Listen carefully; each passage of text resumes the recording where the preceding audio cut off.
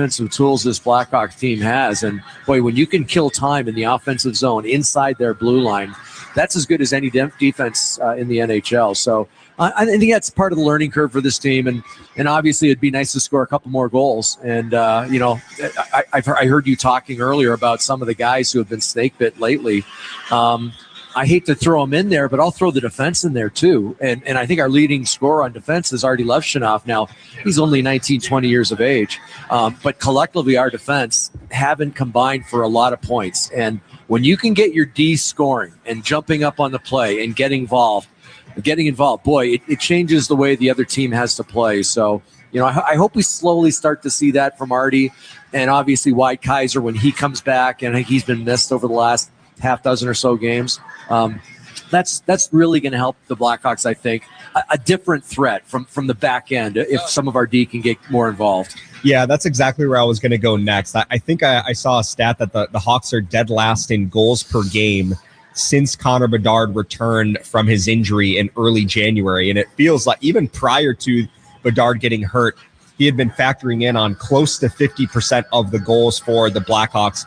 How important is it not just to get secondary scoring, but just to get some help primary scoring outside of number 98 so he doesn't feel like he has to be the guy that's producing every night?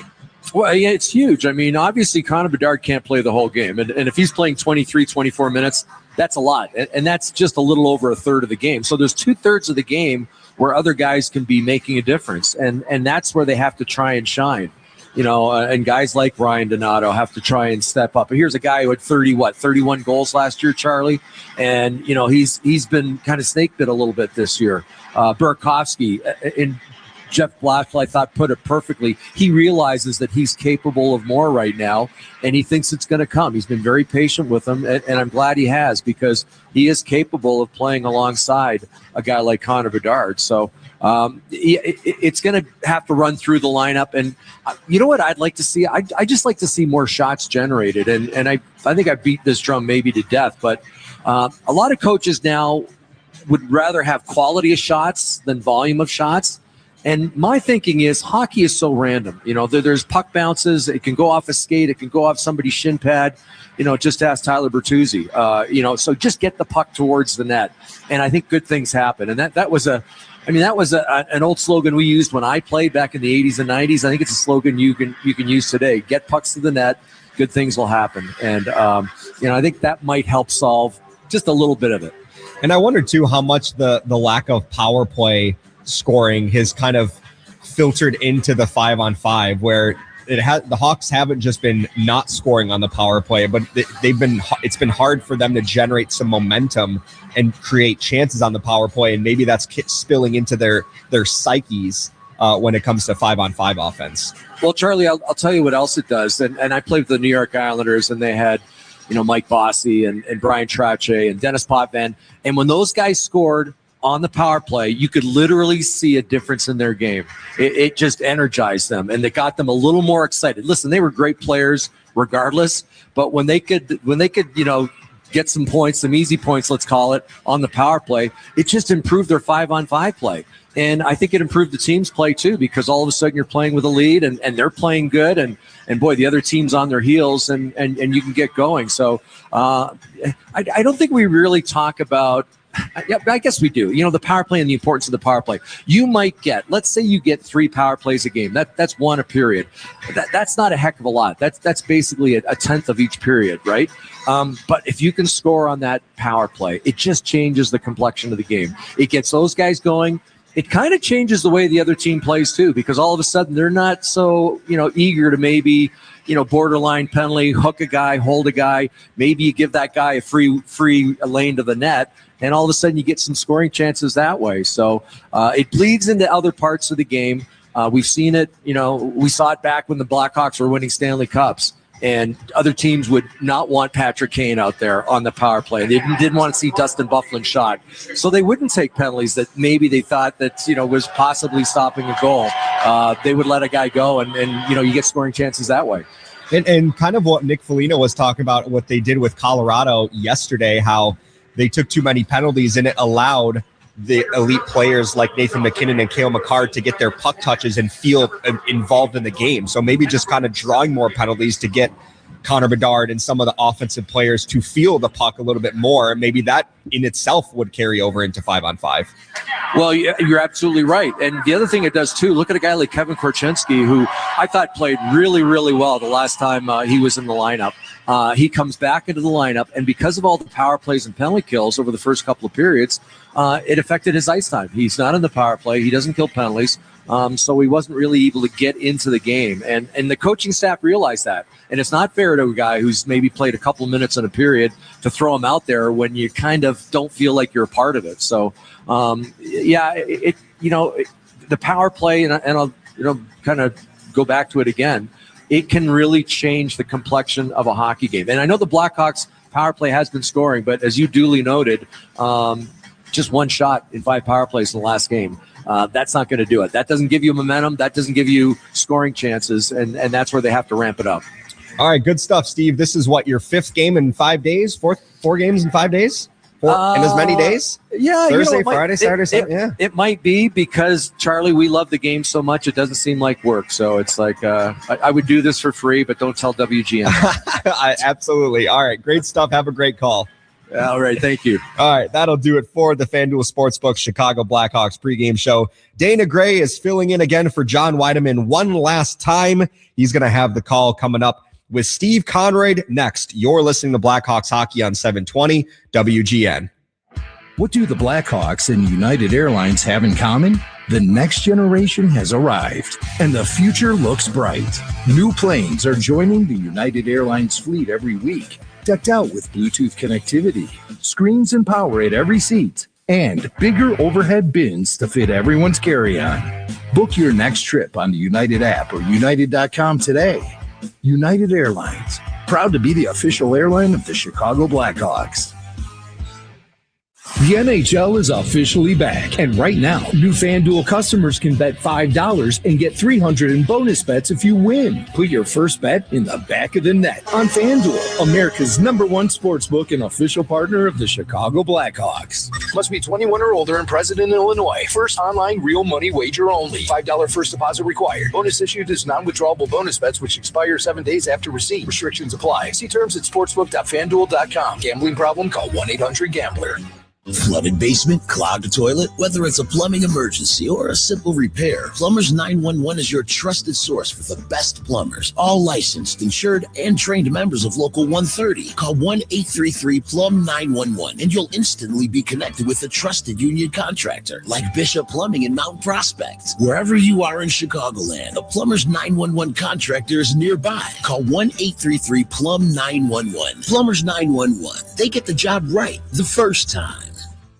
John Hanson here, Steve Budd from Great Lakes Credit Union. You guys have really given back to kids who get summer jobs. We support One Summer Chicago. That's putting at-risk teens to work and getting them a paycheck. We also provide the financial literacy to help them understand how to budget, how to set up their account, and what they should be spending money on. So we want to really focus on the youth and help them set the right financial behaviors from day one. For more, go to glcu.org, federally insured by NCUA. For the lowest gas prices in Chicagoland, visit WGNradio.com/gas prices. Sponsored by your local Chevy dealers at ChevyDriveChicago.com. WGN Chicago is your radio home for the Hawks, the Cats, March Madness, and the Indy 500. On air and on smart devices worldwide. Chicago Blackhawks hockey. One city. Chicago. One sweater. The Blackhawks. Generations who eat, sleep, live, and breathe it. That's all I want to do. That's all I think about. 24/7. Yes, 24/7. From the anthem to the final horn. This is Chicago Grit on ice.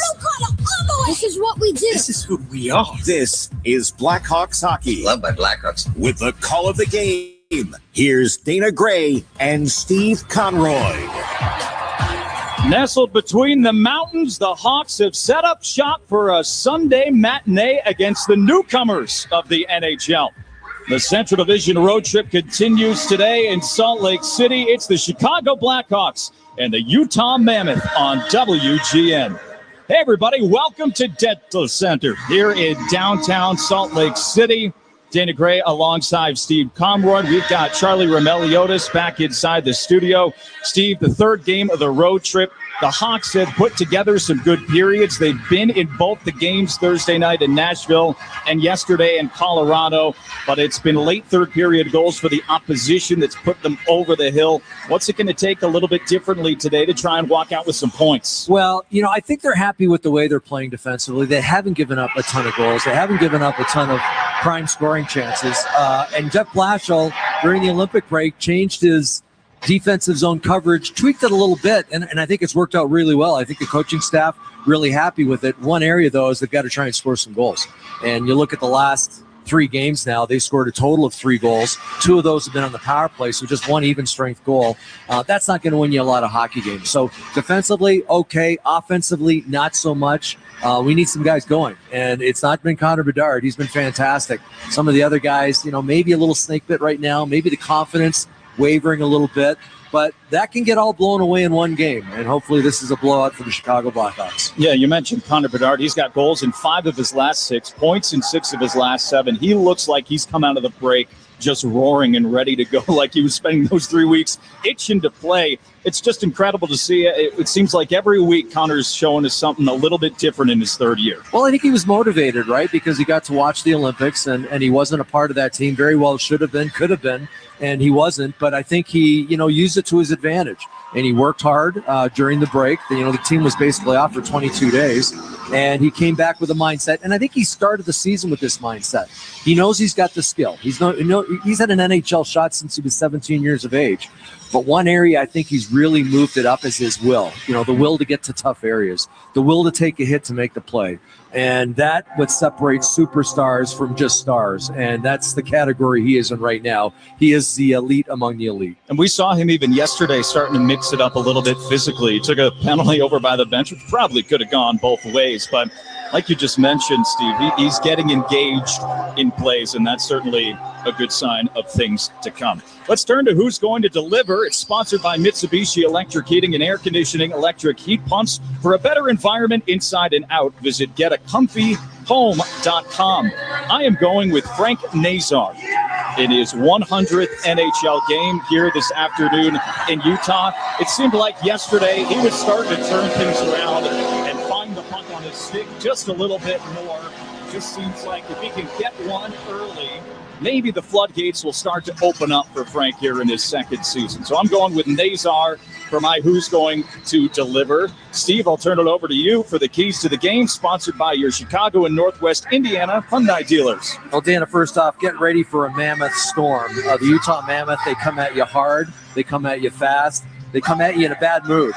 They forecheck as well as any team in the NHL. And it's not just the big guys. Clayton Keller, Dylan Gunther, they'll come at you. Nick Schmaltz, too, former Blackhawk. They'll come at you, force you to make turnovers. Secondly, we need some goals for Arvid Soderblom. Arvid Soderblom, the netminder, he's played very well for the last 5 games. 2-2-1, actually, for the Chicago Blackhawks. But he hasn't gotten a lot of run support, nor has Spencer Knight. Chicago Blackhawks, mentioned it with Charlie.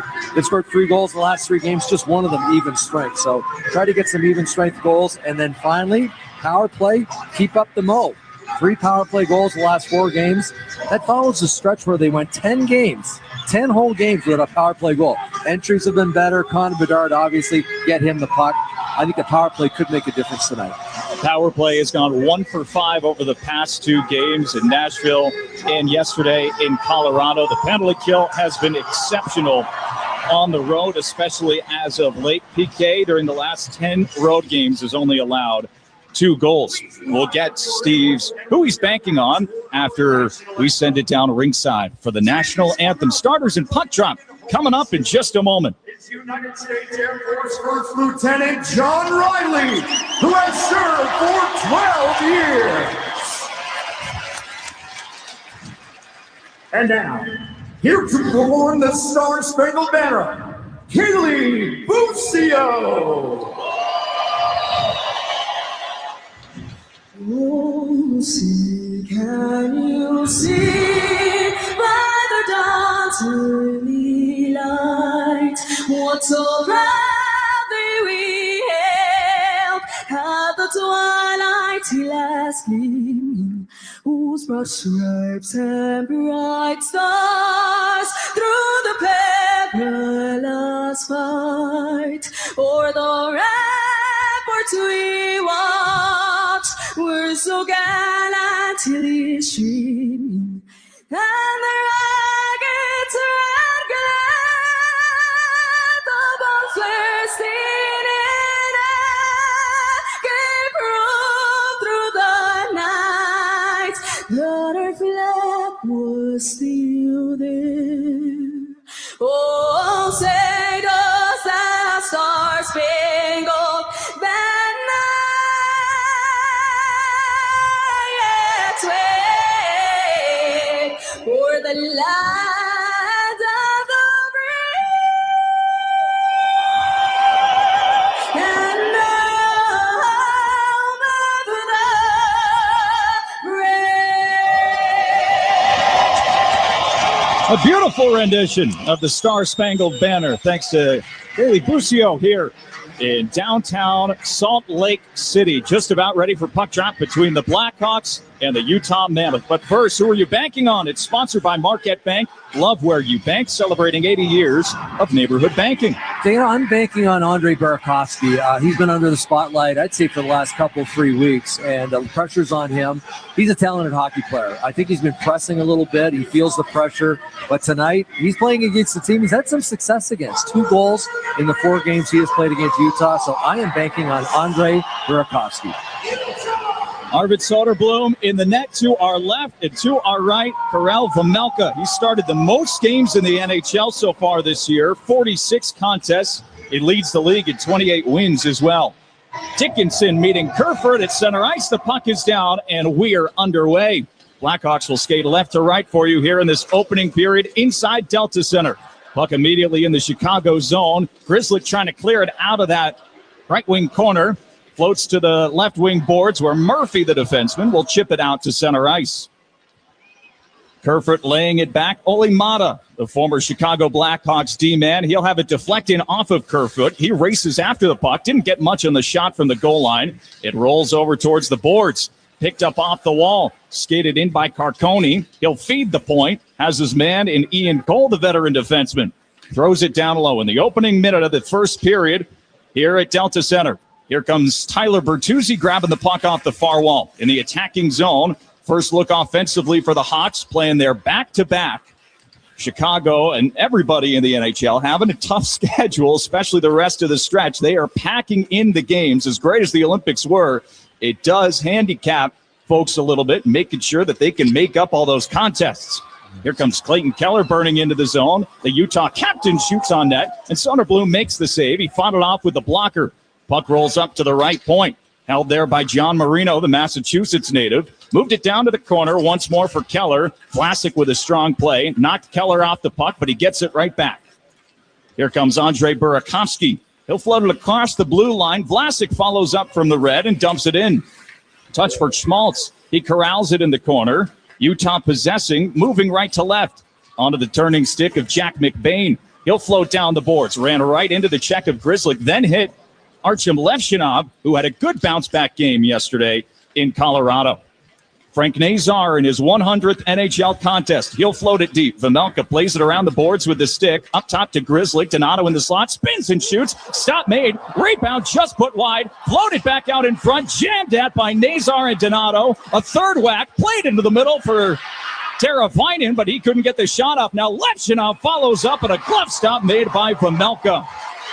This new look line for the Hawks with golden chances early on, 2:10 into the opening period. Well, what an opportunity for that second line. And it looked like Teuvo Teravainen had a partially open net. Unfortunately, couldn't put it in. Vejmelka, he's a big goalie, and he's a shot blocker, and he ends up covering a lot of the net. They weren't able to get it by him, but I love the pressure from that new look line. There's a little bit of everything on that line when you think about it. Obviously, speed with Nazar. You get the smarts with Teuvo Teravainen. And Ryan Donato, not afraid to get in there, get on the body early. Sets up an offensive zone face-off for the Hawks. Oliver Moore, who's down on the fourth line, and head coach Jeff Blashill made it clear to everyone that was not a demotion, just trying to switch things up with the rookie Moore getting kicked out of the draw. He's out on the ice with Nick Foligno and Landon Slaggert, who slots back into the lineup, replacing Colton Dock. Mammoth win the draw, clear the puck down the rink, and Korchinski will get there for icing. Kevin Korchinski playing his second straight game with Sam Rinzel out to illness. You know why that's not a demotion, being in the fourth line? And unfortunately, they're coming off right now because an offensive draw. And obviously, Jeff Blashill really liked pretty soft from that Nazar line because Nazar, Donato, and Teravainen's in again. But Oliver Moore's going to face some competition that maybe third-pair defensemen, fourth line forwards, and you might get more looks that way. Shot from Murphy up at the right point, floated wide on a deflection. The line of Teravainen, Donato, and Nazar right back to it. Cleared up to the Utah line with Kyler Yamamoto. Short guy, but he can speed, and he's got good stick handling moves. He has the puck taken off his stick in the offensive zone. Donato's going to shoot it in and chase right after Mata. He uses his own net for safety, played it into the circle. It floats back out to center ice with Korchinski throwing it right back in. Chicago starts to change 3 minutes into this opening period. Here comes Kevin Stendelin, the Swedish forward. Got it over to J.J. Peterka in his first year with the Mammoth after that big trade over the summer that brought him in from the Buffalo Sabres. That trade's working out for both teams. I was just going to say Josh Dolan going the other way, and boy, he's had a really good year in Buffalo. Just got rewarded with a pretty good contract as well. In front of the benches, puck picked up now by Dursey. He'll throw it back. Deflection right through the slot. Had Soderblom going the wrong way. He was a little late to react, and the puck thrown in behind the net. Here is Kerfoot. He'll feed it up top. Shot from the right point. Sealed off. Good block in front. Might have hit Lefshinov or Grzelcyk, and it ladles back out to center ice. Yeah, that original shot from the point did go off his skate. Fortunately for Arvid Soderblom, ended up going wide left of the post. And got to keep an eye on this fourth line. Kerfoot, he's just made a change, but he's really strong on the puck, especially down around the net. Vlasic jumps on it at the Utah blue line. He'll throw it in. Schmaltz out of the corner, and Vlasic with a good play to actively jump up the boards, win puck possession. Chucks it over into the near side corner. Then Keller on it. He'll float it out to center ice. Picked up Schmaltz with some speed. He'll go across the blue, dump it in. Soderblom came out of his net trying to knock it down. Fed out into the slot for Tyler Bertuzzi, and he'll follow it up to the attacking blue line. That went off Mikheyev on the clear attempt, followed up by Schmidt. Out to center ice with Murphy walking it into the zone. He'll backhand it deep. Bertuzzi grabs it out of the corner, throws it net front. Mikheyev was driving the net, just couldn't get a stick on that puck. Bedard hounding Dylan Gunther from behind. He moves it in behind Soderblom. 15:20 to go in the opening period. Hawks turn it over in their own zone. Korchinski wins it right back. Then Burakovsky strong on the stick. Will float it out to center ice with Green. Knocking it in behind Ian Cole. He'll follow it over to the left wing corner. Gets jammed off the wall. Cooley waits on it and starts the breakout with give and go Gunther. Thrown to right corner. Vlasic going to be the first to touch it behind the Hawks net. Crevier comes over to help out. Two aside battling along the end boards, and the Hawks come up with it thanks to Vlasic. He'll move it D to D with Louis Crevier sending Burakovsky ahead. Here's Crevier, some daylight in on net, and a stop made Velelka. Louis Crevier joined that rush, and he's shown a little bit more of the scoring touch this season, and he gets the chance. Well, he certainly has. He's got 4 goals already on the year, and that's exactly what I was talking to Charlie Romilios about in the pregame show. The defenseman getting involved, and a great job jumping up on the play. The give and go, he goes hard to the net, gets a good shot on net. He's trying to go 5-hole on Vemelka. Maybe that's the scouting report from goaltender coach Jimmy Wade of the Chicago Blackhawks on the big netminder. But what I've noticed so far, Dana, in this hockey game, the Blackhawks doing a real good job in their own zone. The defenseman getting pucks out relatively easily. Korchinski did turn one over, but he got it right back and made sure he got it out. Puck picked up by Peterka on his own end. He'll throw it right wing. Good job from Grzelcyk. Wins the stick battle at the red line. It gets sent back into the Utah zone, but up and out of play, it hits the netting. Well, tonight's broadcast is sponsored by Flight by Yingling. Crisp, refreshing, and only 95 calories. Flight, the next generation of light beer. Well, the Blackhawks played yesterday in Colorado at altitude. They're playing today at altitude. Not quite as high as the Mile High City, but still, I guess we're maybe 4,000 feet above sea level. And you can feel it. It makes me feel better. Yeah, I can. And you're walking around and you're winded. Well, those stairs are killer. Yeah. Utah wins its D-zone draw. Played up and ahead by Peterka through center ice. Then Levshunov will start it to the red. Foligno took a hit, and he's going right after Cole. A penalty was going to be called on Ian Cole. Foligno with his hands up saying, what are you doing? Looked like he kind of kicked his leg out a little bit. Yeah, it was a knee. The referee signaled knee, and that's always a dangerous play. Here's the call. Utah 28, 2-minute minor knee. Ian Cole, former Notre Dame Fighting Irish defenseman. And, you know, in defense of Cole, he tried to make himself wide. He did get his shoulder out there, but he also led with the knee, and that's what made the initial contact. So good call by the referee, and a great opportunity here for the power play to get on the board. It's the Citgo Power Play. Score savings on every fill-up with Club Citgo. Download the app now to start saving. Hawks Power Play scored yesterday. They scored in back-to-back games. On Thursday, it was Bertuzzi, Bedard, yesterday in Colorado. Tyler Bertuzzi leads the NHL with 9 power play goals on the road. He's out here on this top unit as Levshunov gains the blue line, drops it back to Nazar with some speed. He'll cruise through center ice and gain the zone. Feed off Bertuzzi left wing. Nazar at the circle, got it back down low. Bertuzzi passes a little in front of him, but he recovers. Levshunov to the far circle. Bedard loads it up. Levshunov straight away, pulls the trigger and shoots and missed just up high. Vejmelka coming out of the crease. Might have got a piece of that with the glove. Back the other way, Lawson Krause shorthanded. Testing shot on Soderblom, and he sticks it aside. I like that shot process from Artie Levshunov, and I believe it was redirected in front by Frank Nazar, just deflected it over top of the crossbar. But it's the right idea. Stand in front for a screen, and if not, get your stick on it. Bedard gets past Kerfoot at the blue line, dekes his way up into the zone. Bertuzzi saucer pass across Teravainen, back to Bedard, in tight, and a glove stop made. Vejmelka, as Bedard was trying to go underneath the post and pick that top corner. Mammoth get to the puck, clear it down. 2 good chances, though, for the top unit, and one coming off that rush. Yeah, we should point out the fact that Vejmelka catches with his right hand. Not a lot of goalies in the NHL do that, maybe 10%, but a great pass from Teravainen to Bedard. Sprung him partial breakaway in on that left side. Grizzly goes back on the puck. 25 seconds remaining on the penalty to Ian Cole.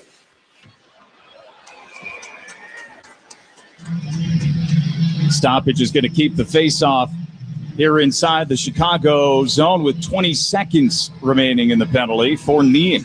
Well, you got to watch out for this Utah Mammoth team. And we just saw it there, the pressure on Ryan Green. They have 6 shorthanded goals this year.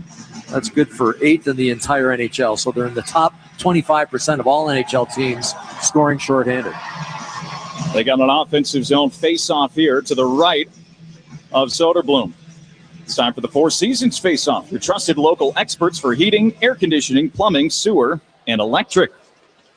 Oliver Moore will go to grab it off the draw. Leave it back for Grizzlick in his own zone. Motor up to the blue line. Drop pass from Foligno, who drew the power play. Crevier jumps into the zone. Tries to take his space down the boards. Ran out of room. Mikhail Sergachev took him to the wall. Picked up by Stenlin. He'll try the far side. Good keep in Moore. Back to 5-on-5. Here's Moore with a wrister and a stop from Vejmelka as Moore tried to go upstairs, and Vejmelka shutters it away and just keeps it down there with his shoulder. So even strength action when we return here from Delta Center.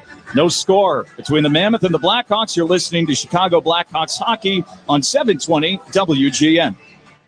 Hey, Chicago Blackhawks fans! I know you'd do anything for a win on game day and an ice-cold Bud Light. Because whether you're tailgating in the parking lot or parked on the couch, sitting on your lucky stool at the bar, or standing in the fan section all game long, a win isn't a win without the clean, crisp taste of Bud Light. And there's nothing easier to enjoy than that. Bud Light. Easy to drink, easy to enjoy. Enjoy responsibly. Anheuser-Busch Bud Light Beer, St. Louis, Missouri.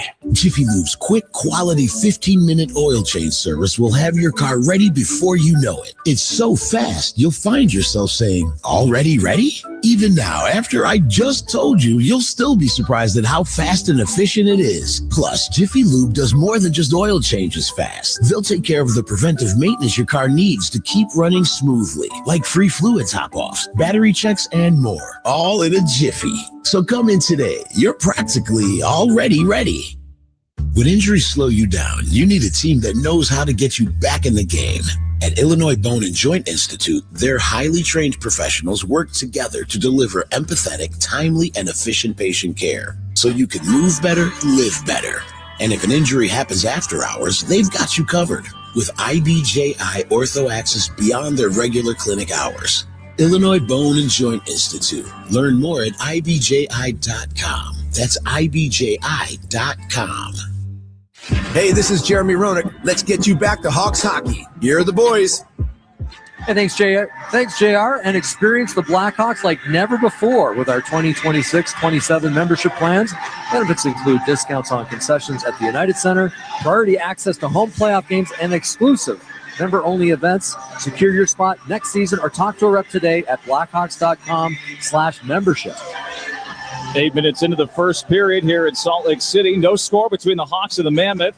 Good start, though, for Chicago. 2 shots on that power play, leading in the shot totals 6-2. They only mustered 4 first-period shots yesterday in Colorado in the 3-1 loss, and they win the ozone drop. We're going to have to redo it, though, between Dickinson and Michael Carcone, a guy that's made himself into a true NHLer after paying his dues over 400 games in the American Hockey League, starting out his career.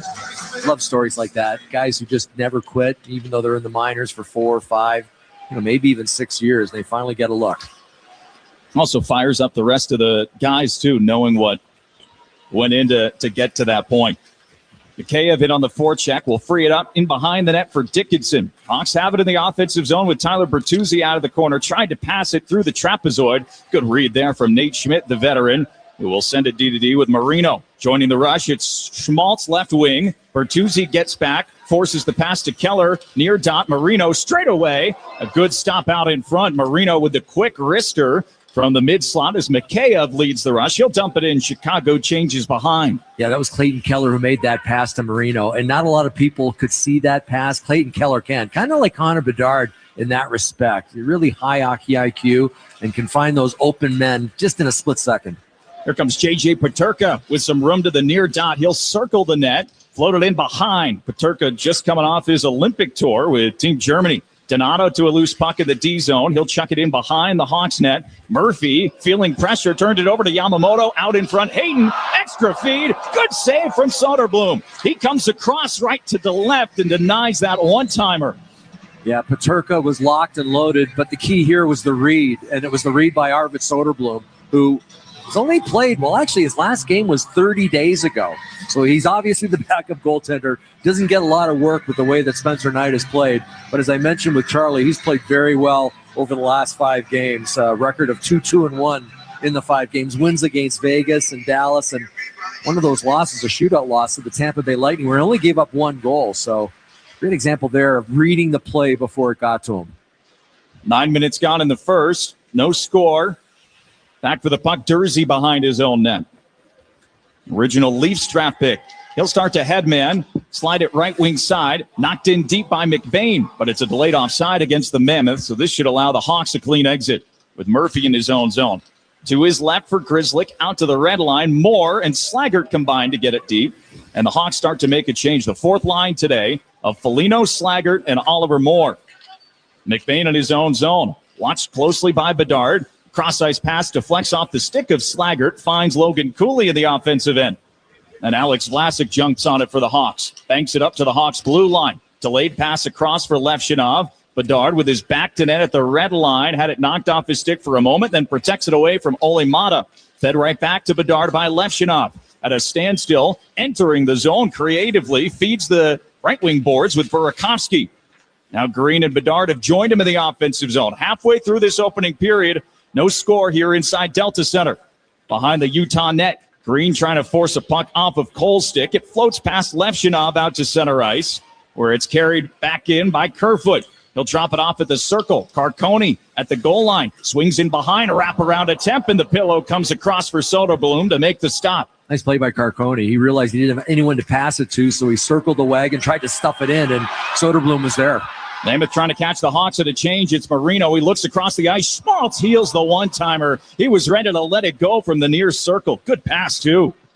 Mad at himself. He kind of slashed his stick on the ice. He thought he could have made better contact with the one-timer. Murphy in his own zone. Dangerous pass right through the slot, but Bedard bails him out a little bit, protects it, and skates behind the Hawks net for safety, then turned over in front to Keller. Murphy trying to regain control out of the left wing corner. Keller fights off the check, muscles his way up the boards, plays it out to the neutral zone, and the Hawks can start to change. Mammoth trying for a quick re-entry once more with Keller jumping down the wall, and he draws a penalty on Tyler Bertuzzi.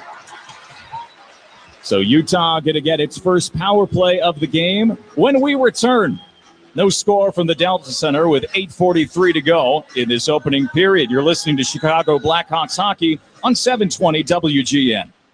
Hey, Blackhawks fans, Spencer Knight. Sit tight, more hockey after the break.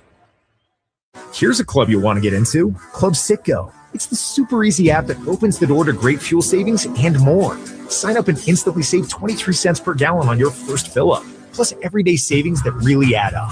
You can also enter our sweepstakes with multiple winners and giveaways, like free gas for a year. And Club Citgo makes paying easy with a convenient mobile pay feature.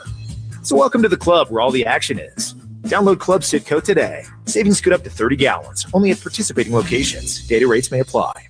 When you're betting and find yourself constantly thinking about gambling and you're losing more money than you have, are you really winning? If you're spending too much time with the slots or you can't stop betting on sports and you find yourself feeling overwhelmed, maybe lying and probably losing more money than you can afford to lose, you're not alone and you can get help. It's available 24/7 and it's confidential. When your betting has gotten out of hand, call 1-800-GAMBLER or visit www.areyoureallywinning.com. Sponsored by the Illinois Department of Human Services. Jackson Hewitt knows taxes are complicated, and with multiple jobs and tax forms, they're like Sonata complicated. Our no surprise pricing keeps things simple. Jackson Hewitt does your taxes for only $149 or less. And since we know all the new tax codes, you could get thousands back. So what are you waiting for? Hurry. File with Jackson Hewitt today for only $149 or less, guaranteed. Limited time offer for new clients on federal returns. Participating locations only. Terms at jacksonhewitt.com/149. Hey, Chris Chelios here. It's time to break out the Bandito. El Bandito Yankee Tequila. So smooth, it's criminal. Break out the Bandito, baby. Well, make it an outing to remember at the United Center with the Blackhawks family packs presented by Marathon. Each ticket includes a hot dog, a popcorn bucket, and a soft drink. You can grab yours today by visiting blackhawks.com/family pack. And Tyler Bertuzzi finds himself in the penalty box. Utah currently with the 28th ranked power play in the NHL, which doesn't sound good, and it isn't, but lately they've been a lot better, Dana. They have got 4 power play goals over the last 4 games. That's 4 for 15, so their power play heating up a little bit. They scored in their win against Minnesota on Friday night, a 5-2 victory. Power play gets going with Sergachev, space in the slot, walks in, he's denied by Soderblom. Really good stop, but he seals up the rebound as well.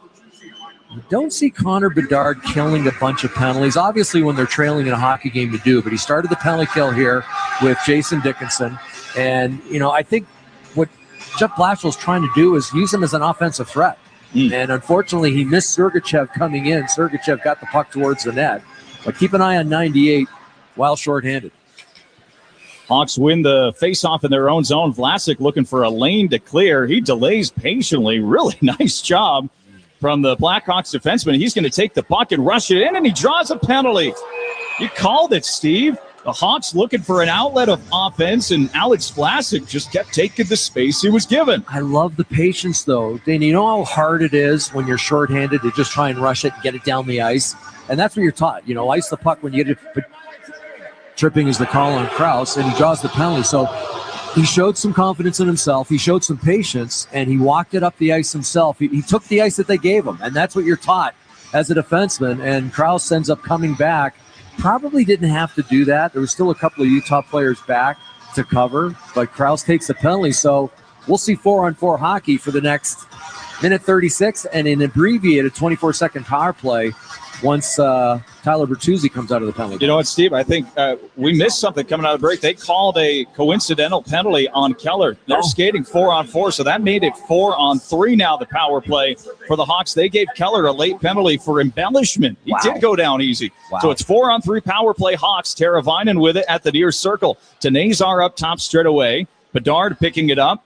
Quarterbacking up at the blue line. Teravainen a touch. Net front. Stick stop made Vejmelka. Puck fought for by Stenlin. Thrown up to the point, but Bedard had vacated the spot. So he'll go back to grab it. This is a minute of 4-on-3 power play time for the Hawks with 7:40 to go in the opening period. 4 forwards out there for Jeff Blashill. I like this idea. Bedard, Foligno, Teravainen, and Nazar. Bedard with it at the far dot. In tight, Foligno changes his angle. Tries to get the shot off, but it ricochets off his skate and floats back down the rink. Down to 40 seconds remaining on the 4-on-3 power play. I like that play, though. You get it down to Foligno. You bring it out, kind of skating backwards, protecting the puck. Unfortunately, lost the handle at the last second. Connor Bedard and Teravainen playing catch along the right wing boards. To Nazar floating at the right point. He'll take his space down the boards. Feed the middle, Teravainen, extra pass, Bedard changes the angle, back to Teravainen, and the pass goes under the stick of Bedard, who's got to race back and try and play defense as Stenlin knocks it in at the end of his good penalty-killing shift. Yeah, one too many passes there, I think, and sometimes that's what happens when Connor Bedard is on the ice. You want to get him the puck. Well, that Tavo could have taken it to the hoop himself. Green combining with Moore to gain the zone. Feeds the slot, Levchinov shoots, glove stop, made rebound, pops out of the mitt, and Moore whacked it right back on net, but Vejmelka has his 9th save of the game. Yeah, and 2 good shots on the power play. Why? Because Artie Levchinov decided to shoot it right from the middle of the ice. It wasn't a clean save, and it was Moore, I believe, who got that rebound attempt. Hawks can't gain the zone cleanly as Schmidt stands up at the blue line, and that'll bring us back to 5-on-5. So the Mammoths survive. Even strength. Bertuzzi brings it in on a glove stop made Vejmelka. He'll hold, give no rebound with 6:14 to go in the opening period. Hawks nothing, Mammoth nothing. Well, the problem you have when you get 4 forwards out there, well, first and foremost, you have to worry about the other team coming down on you in a 1-on-1 or possibly a 2-on-1. But the other thing, too, is manning the blue line, there's a little bit of an art to it. And there was a play where Tavo Teravainen just threw it back blindly to the point, and you expect the defenseman to be there. Connor Bedard, he does play up high on the power play, but sometimes you're not used to sealing the boards, and he wasn't able to get over to that puck. And an easy clear there, literally by the Blackhawks, but it helped out Utah. Puck banked out to center ice, into the skates of McBain. He'll spin back into his own end, blew a tire in the neutral zone. Controlling, it's Mata left wing from the red line. Sends it right in on Soderblom, who makes the stop, drops it right out for Murphy. Passes in front of the Chicago net. Vlasic stretches ahead. Here's Ilya Mikheyev at the logo. He'll send it in off left wing corner boards. Vejmelka comes out with the stick. He settles it down, and then Murphy couldn't hold the zone as he pinched down against Logan Cooley. Ever dangerous, especially when he can come down the puck with the wing. He's got speed to burn. Here's J.J. Peterka forcing a turnover. Grabs it at the circle. Fanned on the shot. Murphy will follow it up to Mikheyev along the boards, trying to clear at the point, and the Hawks do. Approaching 5 minutes to go in this opening period. Glove down by Yamamoto. Entering the zone. Gets the puck back out of the circle. Swiped off his stick by Mikheyev. Good back check there. And Ryan Donato gaining the zone. Right wing with Nazar. Donato pushed it down into the corner. One-hand wand at it. Waiting for Korchinski, who throws it back in behind the Mammoth net. Crevier going to pinch down from the right wing boards. Puck deflects off of Nazar on the shot from Crevier. Back into possession for the Mammoth. Stretched ahead by Yamamoto. He can't complete the touch. Donato going to walk it right back in. Left wing boards. Sends it around the wall. Crevier there. He'll charge down and push it into the corner. Donato spins it in front. Schmaltz read that and sticks it out. Skates himself on the breakout. Approaching Crevier. Those two come together, and Crevier uses the big frame to knock Schmaltz off the puck. Vlasic trying to hold it out of that right wing corner. Puck to the left of Soderblom. Fed up top, Sergachev. Shot right into the body of Burakovsky, and he's going to spring a rush moving the other way. Burakovsky stops at the circle, waiting for trailers. It's Green, plays it between his legs once more, and got it through Krause. Feeding the blue line, Grizzly. Wrist shot intentionally wide. Bedard jumps on the puck from the boards. Levchinov D-to-D. Here's Grizzly loading it up, deflection out in front for Green, and pad stops made by Vejmelka. Good chances for the top line. Real good shift for that top line. It really started with Burakovsky, who just bought some time, found an open man. Ryan Green did a good job of making a couple of dekes, got it back to the point, and that's where they got their shots. Mammoth looking for transition, going the other way with Carconi walking it over the blue line, going to the net front. Korchinski lifts the stick of Kerfoot nicely. Mammoth fans wanted a call for a penalty. Murphy out to the neutral zone in front of the benches. He'll wire it deep. With 3:30 to go in this opening period, Slaggert on the forecheck. He takes down Mata. Then Carcone tries the far wing boards. Got past Korchinski out to center ice. Here's the former Gopher, Oliver Moore. Korchinski's pass couldn't get it to him. It's chucked back in behind Soderblom, but up high into the netting out of play, and we'll get a stoppage. No score between the Blackhawks and the Mammoth with 3:11 to go in the opening period. You're listening to Chicago Blackhawks hockey on 720 WGN. After the end of a good fight, you deserve an ice-cold reward. Modelo, the mark of a fighter. You've earned this rich golden lager with a crisp, refreshing taste. Because you know, the bigger the fight, the better the reward. You put in the hours, the energy, the tough labor. You are a fighter, and Modelo is your reward. Modelo, the mark of a fighter.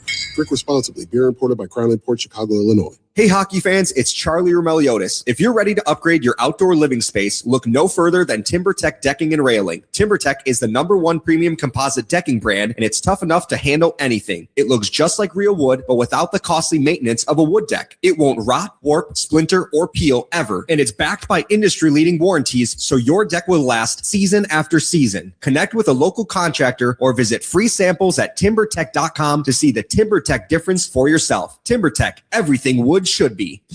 Just 30 minutes south of Chicago, there's a place where community still means something.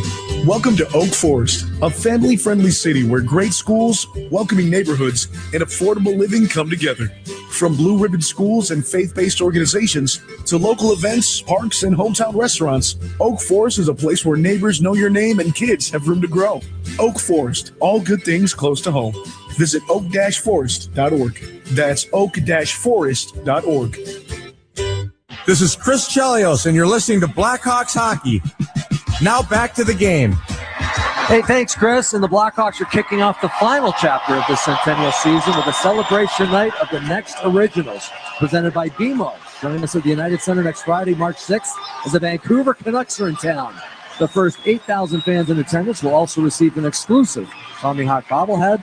You can still purchase your tickets today at blackhawks.com/tickets. Little over 3 minutes to go in the first period. No score between the Hawks and the Mammoth. Chicago does a good job to win their D-zone draw. Clears the puck down, and Mikheyev puts on the afterburners, and he nicks his icing. Moves the puck to the left wing corner. Dickinson at the right point. Crevier just couldn't hold it in with the reach. And McBain will shoot in on Soderblom. He covers the puck with Cooley right there. Utah will get an ozone draw out of it. The Blackhawks, you've mentioned it a couple of times, Dana. They're out shooting Utah. It's 11-8 now. They counted that a shot, even though it was from, maybe 85 feet out. But the 11 shots on net, Blackhawks in their last game against Colorado, just 15 for the entire game. So we still have almost 3 minutes to play in the first period. Obviously, the directive from the coaching staff was get pucks to the net. And, they've been aided with a couple of power plays, but I think they've accomplished what they're looking to do. Hayton wins it over to Peterka, shooting up high. That might have hit the top of the cage as it flutters the twine and rebounds over to the far boards. Crevier uses his body to work it free. Alex Vlasic near circle of his own zone. He'll throw it off the wall. Peterka stops it, feeds the slot. Good active stick from Vlasic, turns it over and clears to center. Boy, he covers a lot of room. Even after a turnover, he realized that he was responsible, and he was 10 feet away from that puck because he's so tall, because he's got the long stick.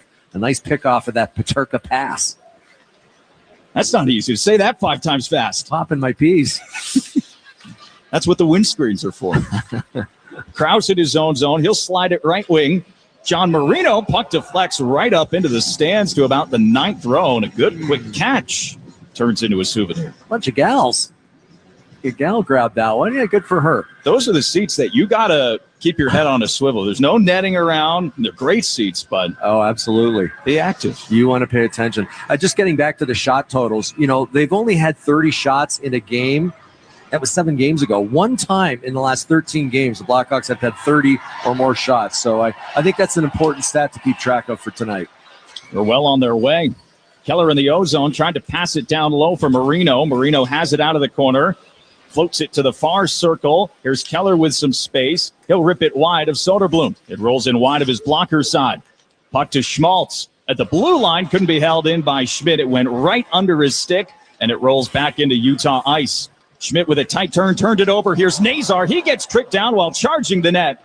Hawks are going to go on the power play. It's a trip, and Utah will be shorthanded for the remainder of this opening period. Yeah, Nate Schmidt, I don't think used to the speed of Frank Nazar, who's, well, you mentioned, is it 100 games tonight for Frankie Nazar? It is indeed. Yeah, so, you know, a lot of players don't know him. Here's the call. 2-minute minor penalty, tripping.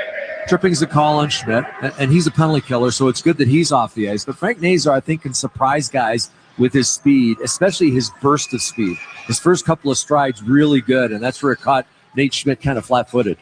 Time for a Citgo power play. Score savings on every fill-up with Club Citgo. Download the app now to start saving.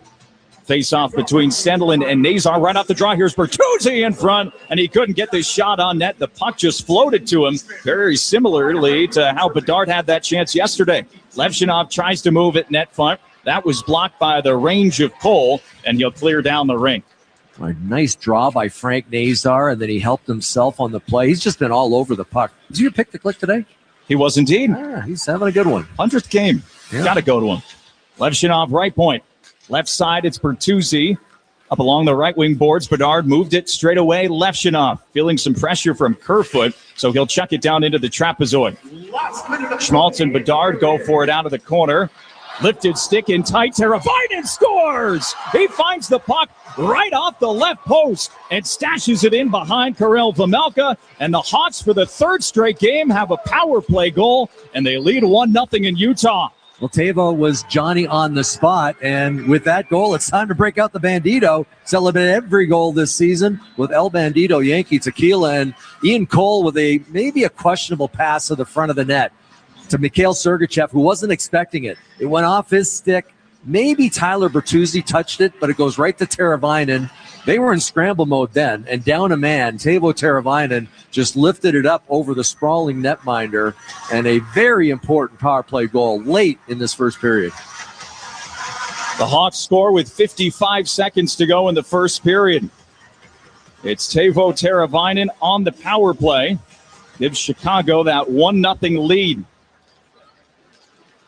Just one shot on the power play, and that's all they needed. The assist goes to Tyler Bertuzzi. Playback underway, skating even strength now with Schmidt out of the box. Out of the corner, Crevier bumps it into space for Oliver Moore. Threw it into the skates of Foligno. He'll chuck it up to the Mammoth blue line. Failed clear attempt. Foligno keeps it in. He backhands right wing corner. Puck picked up there by Mata, the lefty. He'll sky it along the boards. Another good keep in Foligno. Moore cycling down low out of the corner. Foligno. He'll spray it to the left wing boards. Vlasic pinching down in front of Cooley, then had his pocket picked with 15 to go. Mammoth going back the other way. Here's Logan Cooley dropping it off for McBain in tight. Has Cooley going to the net front, spun it out in front, went off of Foligno's stick, and I think clean out. He shot that one right into the netting with 7 seconds to go. I can sympathize with him because when you're in front of the net, you don't want to turn it over, and you just want to get it off your stick. Here's the call. Chicago 17, 2-minute minor delay game. The old dog delay of game, and it's on his stick in front of the net. He doesn't want to turn it over. He wants to get it out of the dangerous area. Unfortunately, got a little too much height on the puck. Might have been up on edge when he shot that. So obviously important to kill this. What are we down to, 10, 12 seconds? Maybe less. And then obviously the start of the second period will continue to kill. Well, the first Utah power play was not very long. They'll get cooking here with 7 seconds. Murphy takes down his man along the boards. That was Gunther. It's freed up to Mikheyev. He'll shoot it down the ring. And it will be power play time for the Mammoth when we come back for the second period. Shots 12-8 in favor of the Hawks, and they lead 1-0. The goal coming from Teuvo Teravainen, his 11th of the season.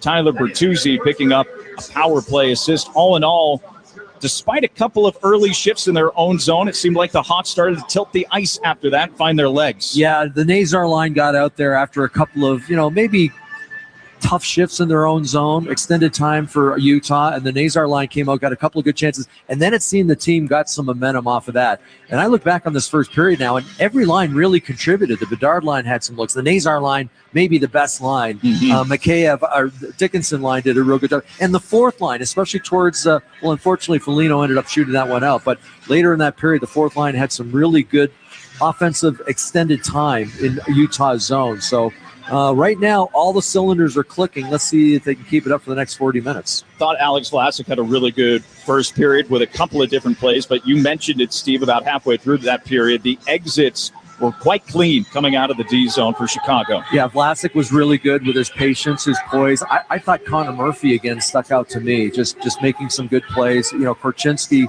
had a turnover, and it was Connor Murphy who came over to help bail out his defense partner. That's what you love to see. And, I thought really when you look at it, all four lines, all three sets of defense, really solid outing. Hawks take a 1-0 lead into the first intermission here in downtown Salt Lake City. The goal from Teuvo Teravainen on the power play. We've got the intermission show coming up with Charlie Romeliotis back at the WGN studios in just a moment. You're listening to Chicago Blackhawks hockey on 720 WGN. Chicago hockey fans love a good power play. And when it comes to selling your house, you want a team you can trust. That's why Jeff Buys Your House is your winning play. No repairs, no commissions, and you pick the closing date. That's like skating on a clean sheet of ice, fast and smooth. We're a local, veteran-owned company that's been helping Chicagoland homeowners since 2007. Make the smart move and go for the win. Visit JeffBuysYourHouse.com for your no-obligation offer today. Hi, this is Dave Muzio, owner of Four Seasons Heating, Air Conditioning, Plumbing, and Electric. When emergencies happen, who do you call? Broken pipe, power outage, furnace failure, no hot water? The answer is always the same. Call Four Seasons. We guarantee same-day service and installation on all heating, cooling, plumbing, and electrical needs with no extra charge for nights, weekends, or holidays. That's why over 30,000 customers have given us a 5-star Google review. For all the right reasons, call 866-4 Seasons. Hey, Jeremy Roenick here.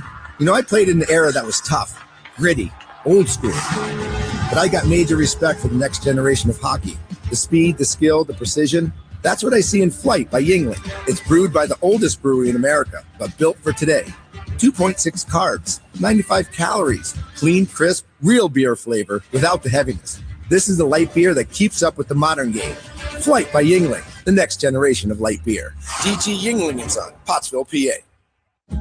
Ottawa, Illinois is the middle of everywhere. So take a little road trip to Ottawa, Illinois. A fun, friendly, charming destination. You'll love just taking a stroll around this quaint, beautiful town. And get ready to shop. Ottawa's filled with unique boutique shops. Ottawa's known for its very diverse culinary scene, too. From your inviting small-town coffee shop to award-winning locally brewed beer to all kinds of excellent casual and fine dining. Ottawa is in the middle of comfort. Settle down and snuggle up in one of Ottawa's nearly 400 rooms. Everything from established hotels to luxury resorts and private rentals to cottages and B&Bs. Ottawa is the middle of making memories. There's so much packed into this hidden gem in the Midwest. Take my advice, start making your memories in Ottawa. Book your stay at visitottawail.com. Visitottawail.com. Brought to you by Ottawa, the middle of everywhere, and the Illinois Office of Tourism.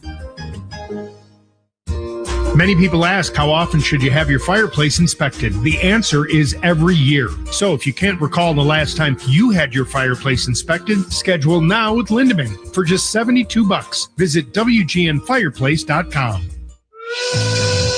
Time for a break. It's intermission time. That's a wrap. That's a wrap. Here's Charlie Romeliotis with your intermission update.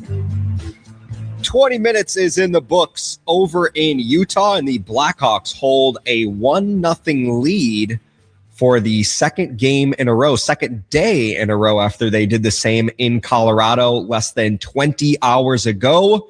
Nice goal there by Teuvo Teravainen late in the period to get the Blackhawks some momentum. Time now to check out the odds. According to Circa Sports Illinois, the Hawks were underdogs yet again to score first at plus 160. It's the 35th time the Blackhawks have scored the first goal of the game this season. They rank 5th in the entire NHL in scoring the first goal. However, they don't have a great record when doing so. 19, 10, and 5 in the previous 34 instances for a win percentage of .559. That's 29th in the NHL. So hopefully the Hawks can start to up that win percentage when they do score first. We'll see how they finish off this game against the Utah Mammoth. Circa Sports Illinois, every time the Blackhawks win this season, someone will win a 2-night stay at Circa Resort and Casino, and another 100 people will get an $100 credit on the Circa app. See the Blackhawks contest page for details. Let's get to some scores around the NHL.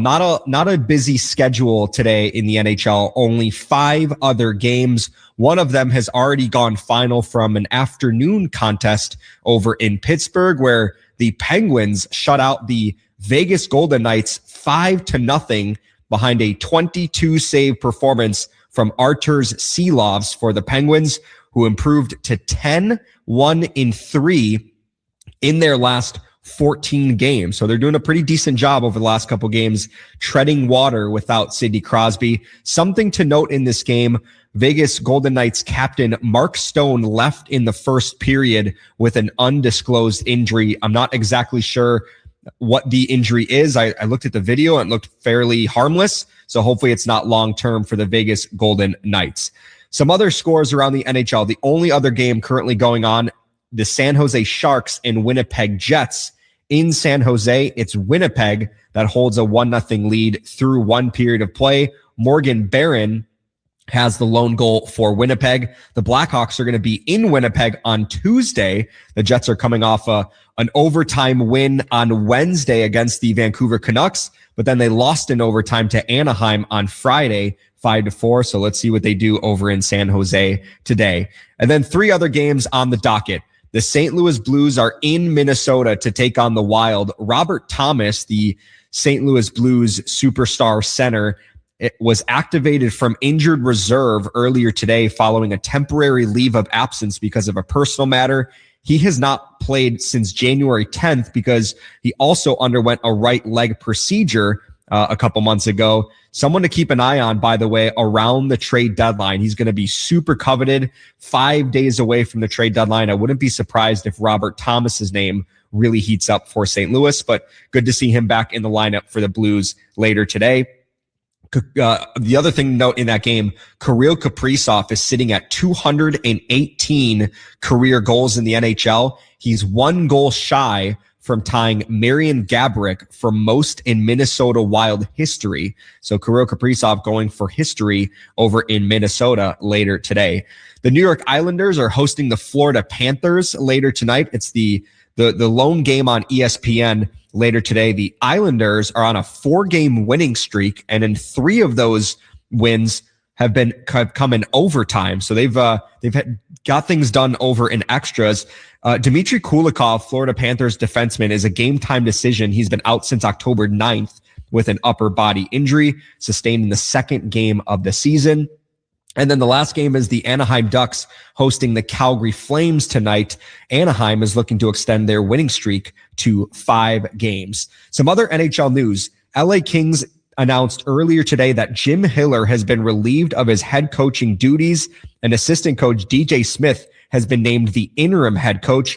LA is currently sitting outside of a playoff spot in the Western Conference. Clearly, they have playoff aspirations with this being the final season of Anze Kopitar before he retires, and also the fact that they just acquired Artemi Panarin before the Olympic break. So we'll see if LA can turn things around down the stretch.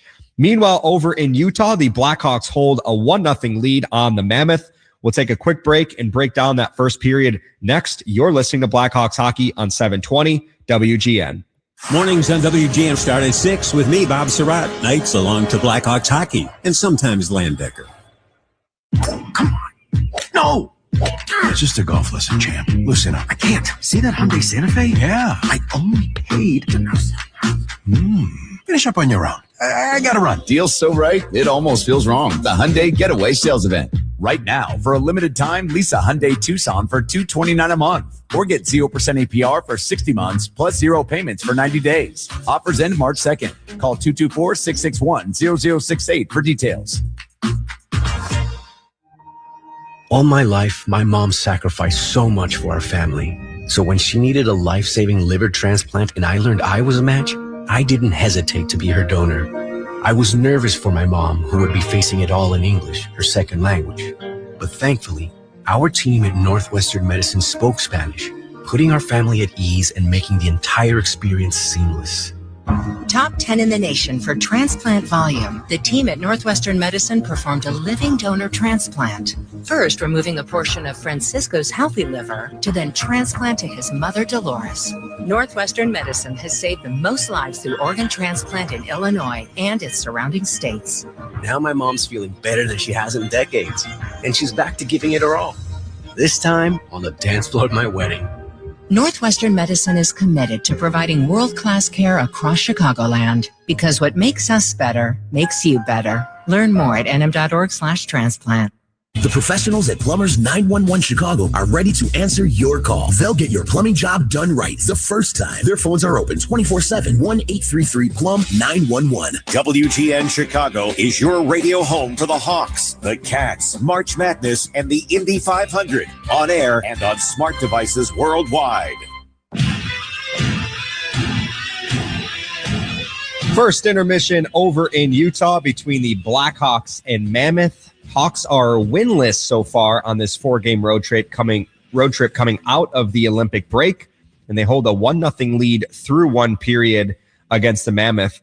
Solid road period in the first for the Blackhawks, where they recorded 12 shots on goal in that first period alone. For context, the Blackhawks registered just 15 shots on goal total against the Colorado Avalanche yesterday. So the Hawks are already well positioned, better than they were yesterday against Colorado.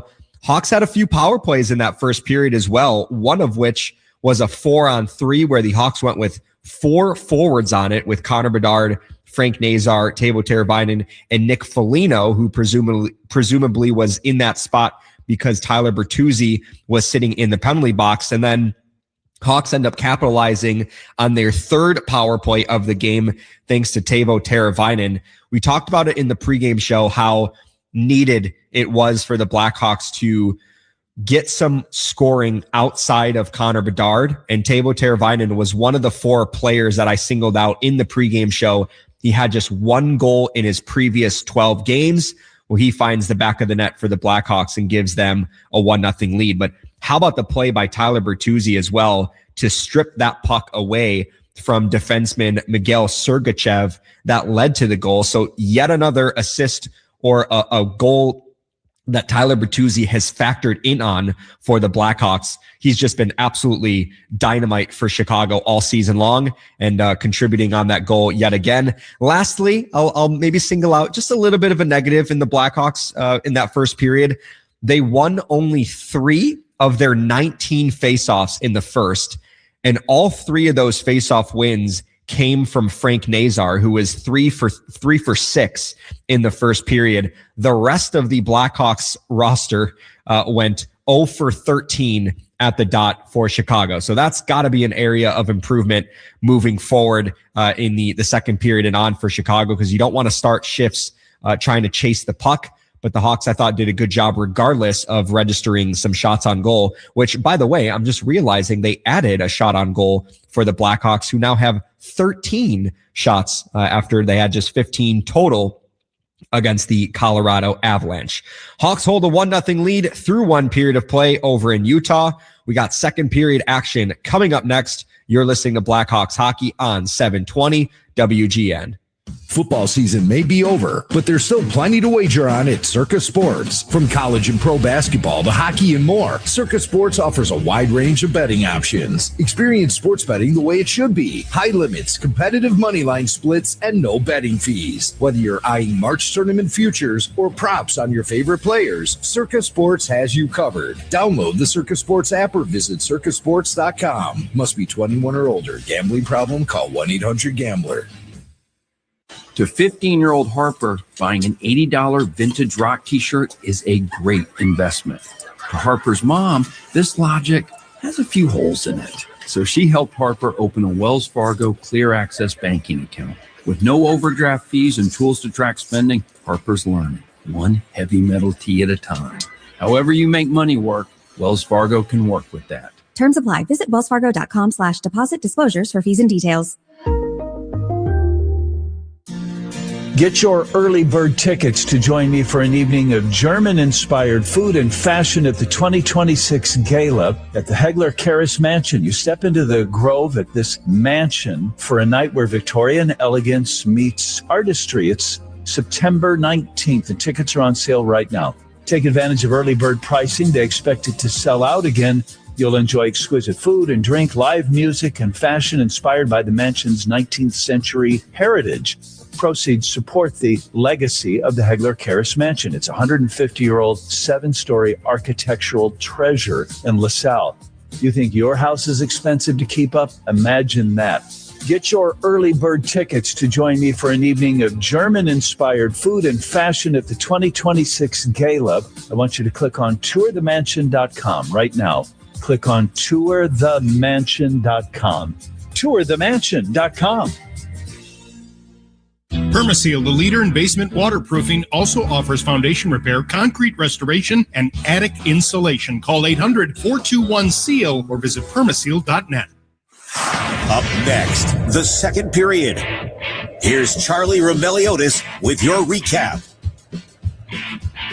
Blackhawks and Mammoth are on the ice over at Delta Center for the start of the second period. Only one goal scored in that opening frame, and it was thanks to Teuvo Teravainen on the power play with 54.9 seconds left in the period. Up along the right wing boards, Bedard moved it straight away. Lefshinov feeling some pressure from Kerfoot, so he'll chuck it down into the trapezoid. Schmaltz and Bedard go for it out of the corner. Lifted stick in tight. Teravainen scores! He finds the puck right off the left post and stashes it in behind Karel Vejmelka. And the Hawks, for the third straight game, have a power play goal, and they lead 1-0 in Utah. Yeah, how about that? Third straight game with a power play goal for the Blackhawks, so hopefully they can carry this momentum moving forward. What's on Deck is sponsored by TimberTech Decking and Railing. #1 in premium decking. Order free samples at timbertech.com. The Blackhawks are going to be opening up the second period on the penalty kill, 1 minute and 53 seconds of power play time for the Utah Mammoth. So they're going to essentially get a full 2-minute power play almost coming into this second period. Hopefully the Hawks are going to be able to kill it off as we go back to Delta Center where Dana and Steve have the call. Thanks a bunch, Charlie. Back here in Salt Lake City, 1-0 leads Chicago. As you mentioned, though, Charlie, there's work to be done right off the hop, Steve, with his penalty kill, which has been fantastic, especially in visiting buildings. Yeah, you worry only for the power play for Utah. They've got fresh ice, and fresh ice typically favors the power play. You know, the puck stays a little flatter. You move it a little quicker. But that all being said, the Blackhawks have killed tons of penalties early in periods, so I don't think this will be any different. Puck dropped in the second period. Hawks skate right to left for you in the middle frame. And starting off on the penalty kill for 1:45, it's the captain Foligno in the penalty box for delay of game. Schmaltz goes to grab the puck out of the right wing corner, taken over by Vlasic. He'll skate it in behind the Hawks net, thrown up the boards, and immediately to Ilya Mikheyev. He'll drift over the red line, cruise into the Utah zone, free up a shot, shooting up high, and Vejmelka had to fight that thing off. He did. He got a piece of it with his blocker, and just a great bit of penalty killing by Ilya Mikheyev. I think one of the best forward penalty killers in the entire NHL, and he got a good scoring opportunity off of it. Almost 3 minutes on average of shorthanded time a game.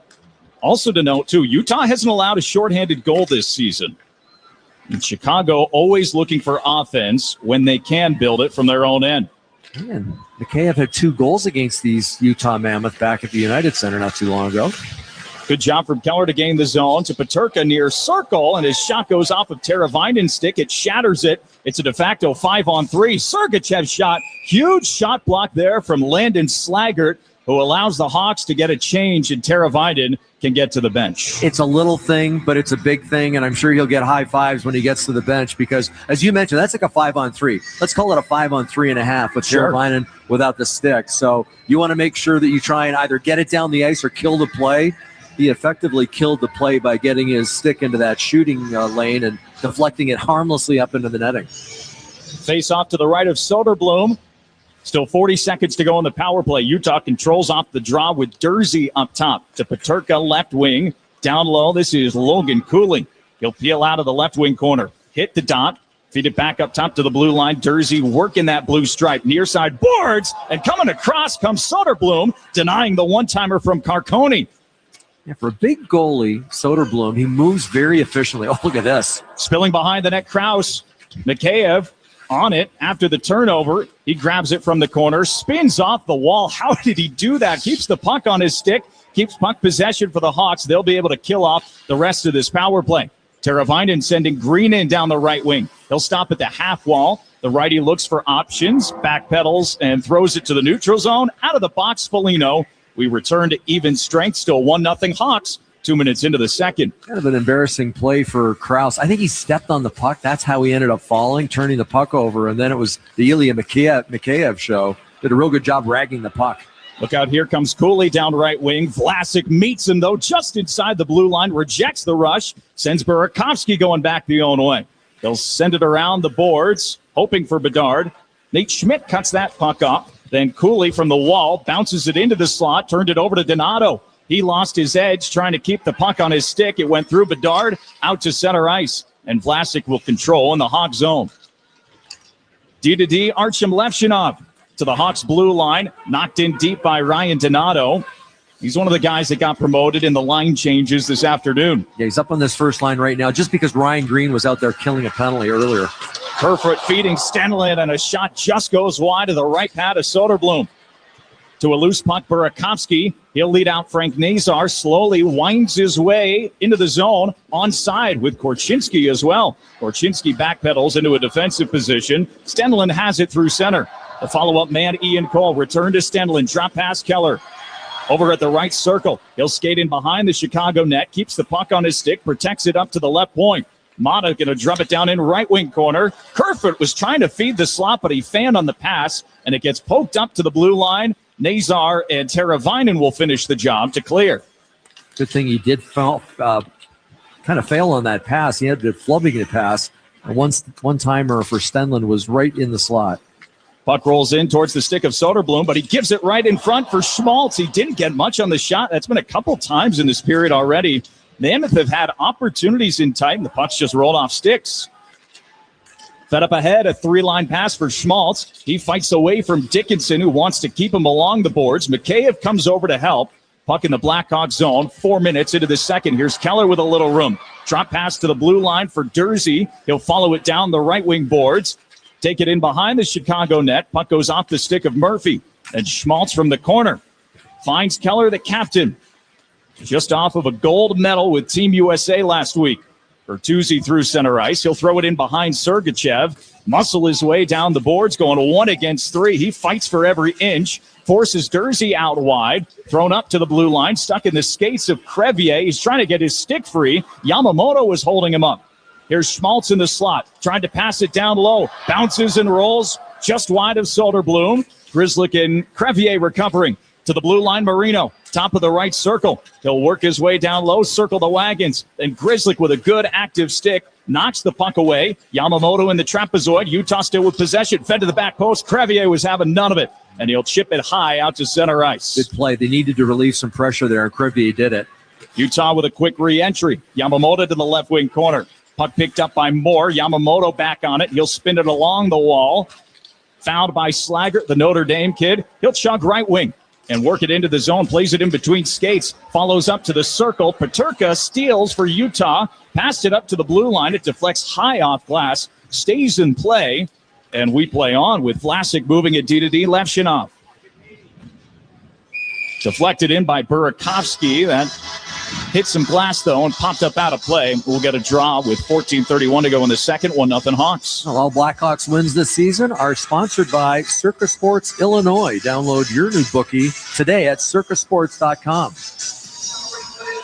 Time for the Four Seasons Face-Off, your trusted local experts for heating, air conditioning, plumbing, sewer, and electric.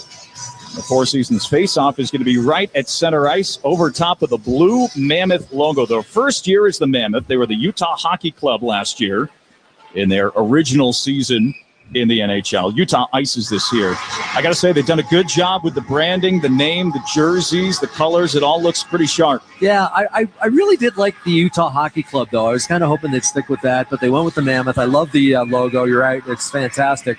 And the Smith family, Ryan Smith, the owner, and his wife have done a fantastic job with the Delta Center, because literally they were working around the clock all summer long to get the end zones here figured out, because it's built for basketball. There was some obstructed seats, and they've done just a phenomenal job. They had two 12-hour shifts working 6 days a week, and they got it done in time for training camp. Yeah, this building looks great. Out in front, here's Green with a backhander. Vejmelka swipes it out of midair with the glove and holds, giving no rebound.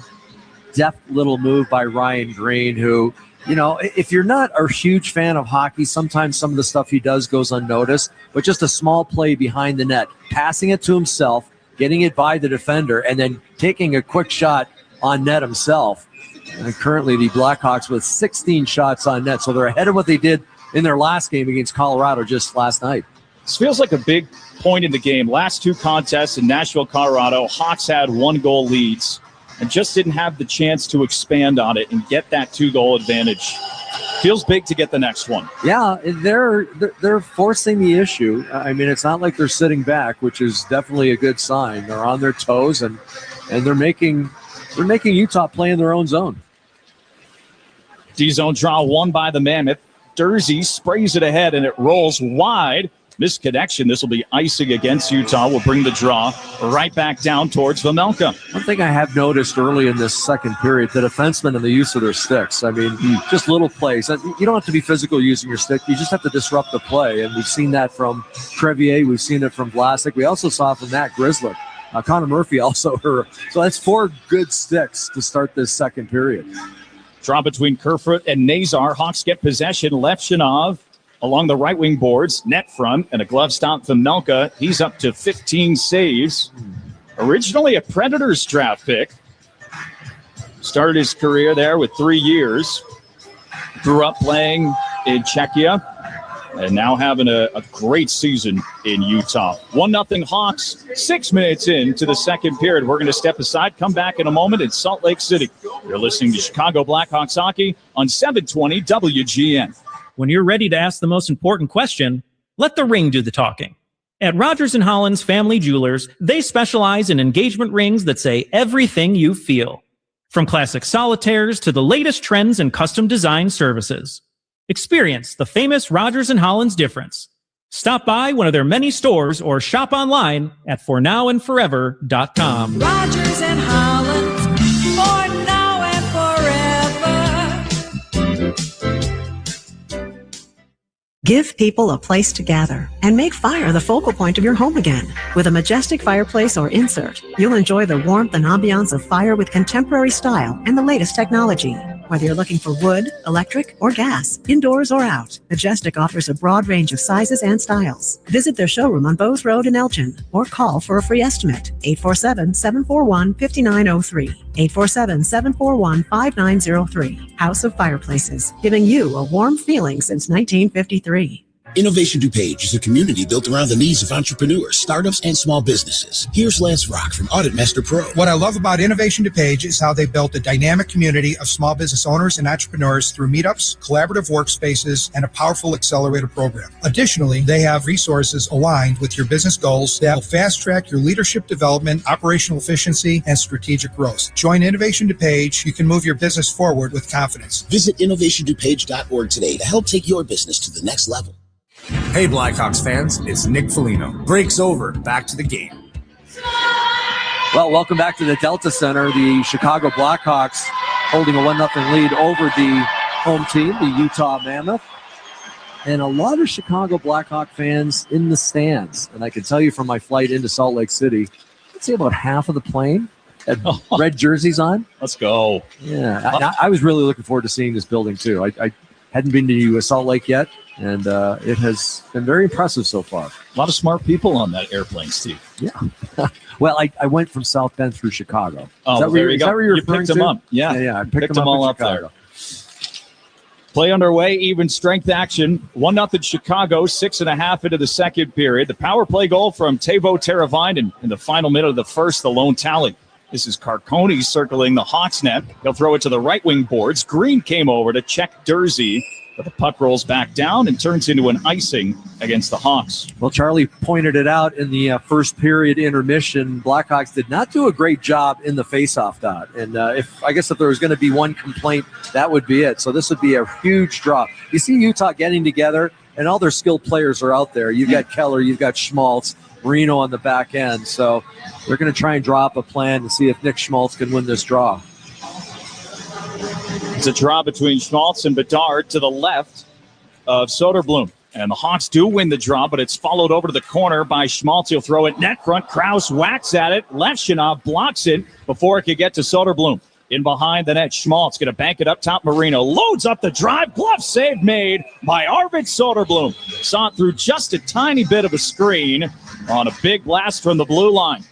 Yeah, let's talk about Arvid and the way he has played this year. And it's so tough being a backup goaltender when you know you're only going to get in every once every 3 or 4 games. And he has kept himself sharp. You knew he'd probably get a start in a back-to-back game. This is it. And he has been rock solid so far. With the break, the guy hasn't played since January 29th, over a month, and he looks really sharp. 7 minutes into the second, 1-0 Hawks. Puck at the Utah zone. This is Marino, the former Devils defenseman. He'll move it to center ice. Dickinson jumps on it, charges it down the boards. Down low, Bertuzzi out in front. Had Mikheyev going to the net, but couldn't get him the puck. Yeah, I think Marino got his stick on it. Good job laying down the blade of his stick. Settled down by Keller. He goes glove to stick at the end of his shift. He'll throw it in behind Soderblom. Vlasic wins the battle. Out muscles the forecheck down low, but then Mata keeps it in at the right point. Dickinson moves it along the blue line. Give and go with Bertuzzi. Dickinson trying to regain control. Knocked out of midair by Mata. He's going to spring in Yamamoto right wing. Drop pass for Hayton. He shoots, trying to pick the top left corner, and he couldn't do it. Rebounds all the way out to center ice with Oliver Moore. His wrister goes high and wide. Followed up Foligno. Left wing boards. Into the corner, Mikheyev on a cycle with Oliver Moore. He'll spin away for pressure. Get it to the bottom of the left wing circle. Cole battling with Foligno. Those two came together. Remember, it was Cole who took out Foligno in the first with that kneeing penalty. Puck thrown into Korchinski's corner. He plays it well, though. Stashes it over aside for Murphy. And Moore finishes the puck out to center. Slaggert following up in front of the penalty boxes. Korchinski's got to get on his horse. Battling for position with Cooley. Murphy comes over to help out, and Moore makes the safe play and just airmails the puck down into the Utah zone. No icing. Chicago can start to change one by one in the period of the long change at that. Foligno touches the puck just inside the blue line, though. That's offside. With 11:17 to go in the second, 1-0 Hawks. Well, go behind the scenes with the Chicago Blackhawks in Every Shift episode number 3 as the team faces a turning point in the season with Connor Bedard and Frank Nazar sidelined due to injuries. New leaders step up and the team embraces a next man up mentality. You can watch every episode of the 4th season so far at youtube.com/Blackhawks. Face off outside the Utah zone. Nazar and Cooley. Mammoth will possess, working out of their own end. With Dursey, he'll hit the red line, send it in. It rides off the glass, floats over to Levchinov. He rejects it, though, reverses it through the zone, and a good, clean breakout pass corralled in by Nazar. Teravainen follows up. Donato throws it into the right wing corner. Nazar back up top. Levchinov holds the zone. Left point, Grizzly changes the angle, shoots right into the mid of Vamelka. Hawks will get an ozone draw. Nice entry, though, from Chicago with speed. Yeah, attacking with speed, backing the defenseman off, which is always important. One thing I'd like to see, keep that puck away from Vamelka's glove. I mean, I've noticed a number of guys shooting to the left side of the net. That's his right-handed glove. You keep it there, you're not going to get many rebounds. And that was a prime example there, Matt Grizzly. Need some traffic in front of the net. You try and get it low on the ice, off his stick, maybe off his pads, and you might be able to get the second and third opportunity. Bedard for the offensive zone face-off. Bouncing puck over to Marino. Burakovsky giving Schmidt some trouble behind the net. The Mammoth can clear out to center with Carcone right in front of the Mammoth bench. Knocked into the Chicago zone. Levchinov a hard around. Burakovsky, great little touch feed. He's got Bedard in stride. Racing down right wing. He'll stop at the circle. Backhanded just wide of the near post. What a rush from Connor Bedard set up by Levchinov. Here's Green spotting Levchinov at the right wing boards. Back into the slot. Pass was broken up. by Kerfoot. Jumped on out of the corner by Burakovsky. Stashed away from him, and Kerfoot can push it up the wall. Carcone will race ahead. Mammoth changing behind the play to Kerfoot at the circle. Chucked it across the crease. Late arriving there was Carcone, looking to get a piece of the puck. 3-on-2 for the Hawks going the other way, with Green joining late Dickinson. Burakovsky at the goal line. Stops there, works his way back up along the wall, cycling with Dickinson on a backhander. That was knocked away. Defending it well was Schmaltz. He'll get the puck and knock it right back into the Utah zone. They get it clear. That's too bad. It was a 3-on-2. Watch this. Spun up ahead for Mikheyev. Bertuzzi to the net. He'll fire, and a glove stop made for Melka. 9:39 to go in the second period. Score remains 1-0 Chicago.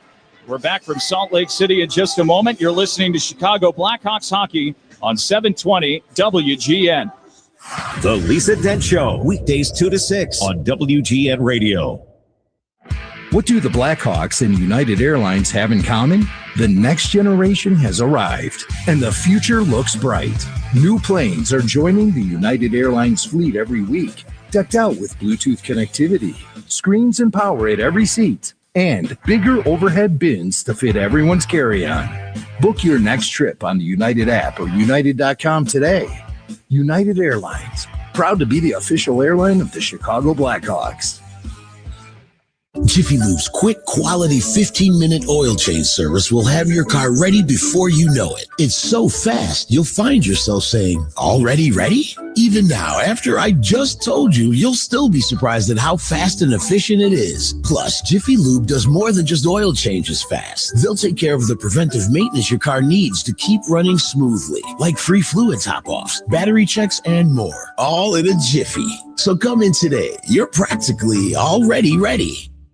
Man, winter is tough enough, but that stubborn white haze left behind by ice melters, it sticks to your floors, dulls the finish, and makes even the cleanest home look messy. You need TraxBuster, the fast, effective solution that neutralizes and removes that unsightly white residue from winter salts. It doesn't just clean, it protects and extends the life of your floor while restoring the shine, gloss, and beauty you remember. Find TraxBuster at participating Ace Hardware stores. Ask for it by name, TRAX Buster from Nyko. Hey, Chris Chelios here. It's time to break out the Bandito. El Bandito Yankee Tequila. So smooth, it's criminal. Break out the Bandito, baby. Well, Who's Hot, Who's Cold is sponsored by Plumbers 911 Chicago, where they do it right the first time. And Who's Hot? How about the New York Islanders? Looking to extend their win streak to 5 games later tonight against the Florida Panthers. And who's not? Well, Charlie Miliotis just reminded us Jim Hiller was relieved of his duties earlier today, the head coach of the LA Kings. They had lost 5 of 6 games in February. Jim Hiller, a former teammate of mine, without a job right now. DJ Smith taking over the head coaching duties on an interim basis.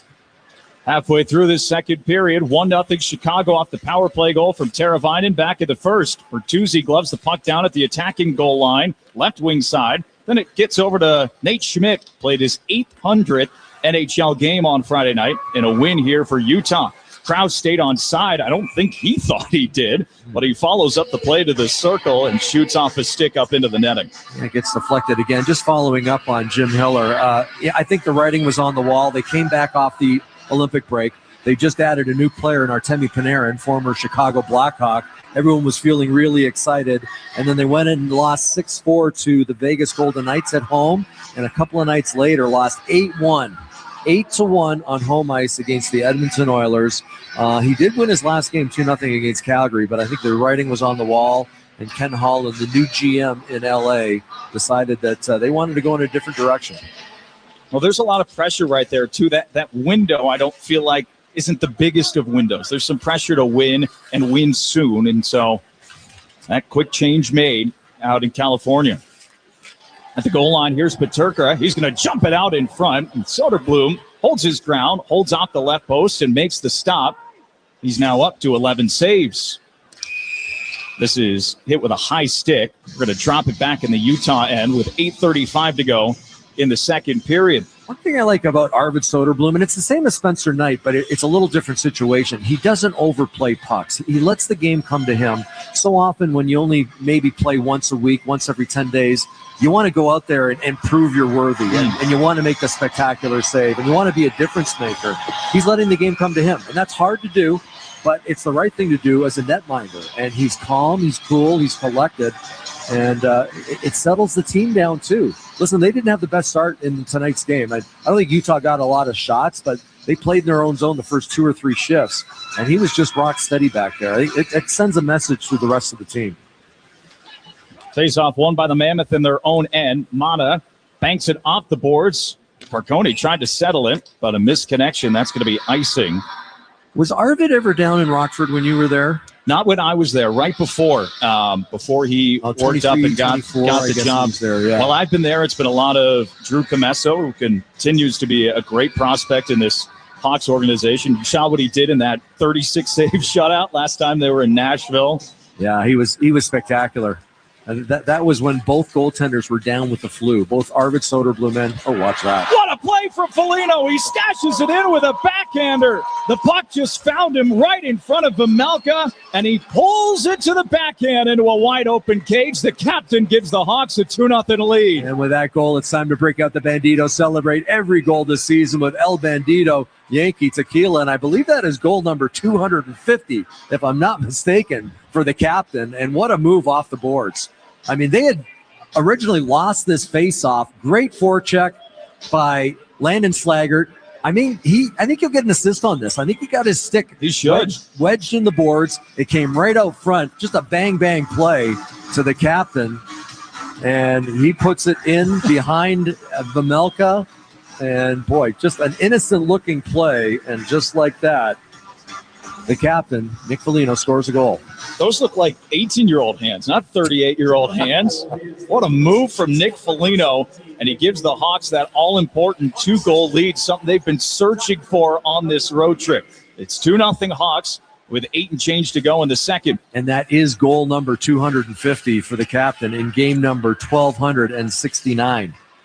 They're calling it unassisted at the moment. See if they go back and add one for Slaggert. Sergachev in the offensive zone. He finds Hayton behind the net. Stash it down in front of the blue paint, and that's thrown back over to the boards. Hawks protecting the house with Dursey up at the right point. They'll jam it down the boards. Play catch with Peterka. Vlasic has to recover as Peterka spins away. Back up to the blue line. Dursey. Quick shot and a blocker stop made by Soderblom.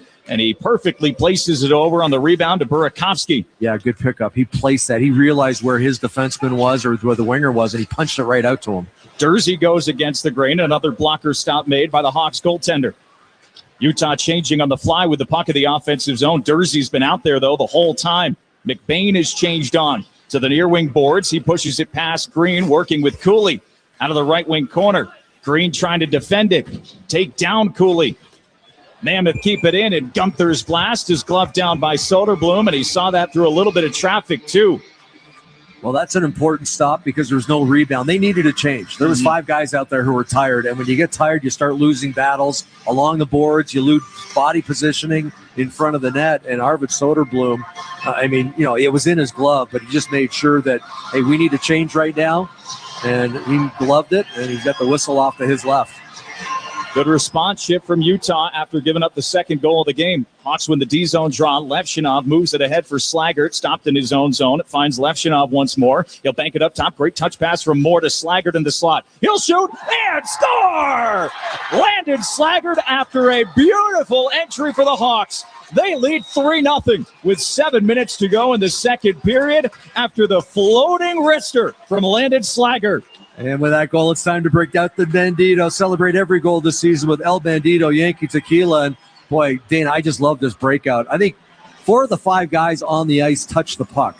And they weren't worried about getting it up really quickly. They just wanted to make sure they were finding the open man.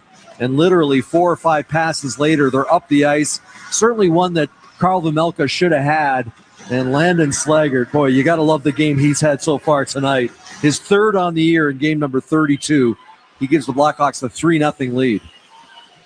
6:45 to go in the second period. Hawks up by 3. Mikheyev wins the battle in the offensive zone. He'll push the puck to the right wing boards. Back in behind the Utah net, Schmidt was closed on quickly by Bertuzzi. Krause drags it to himself. Can't clear up at the blue line on a bouncing puck.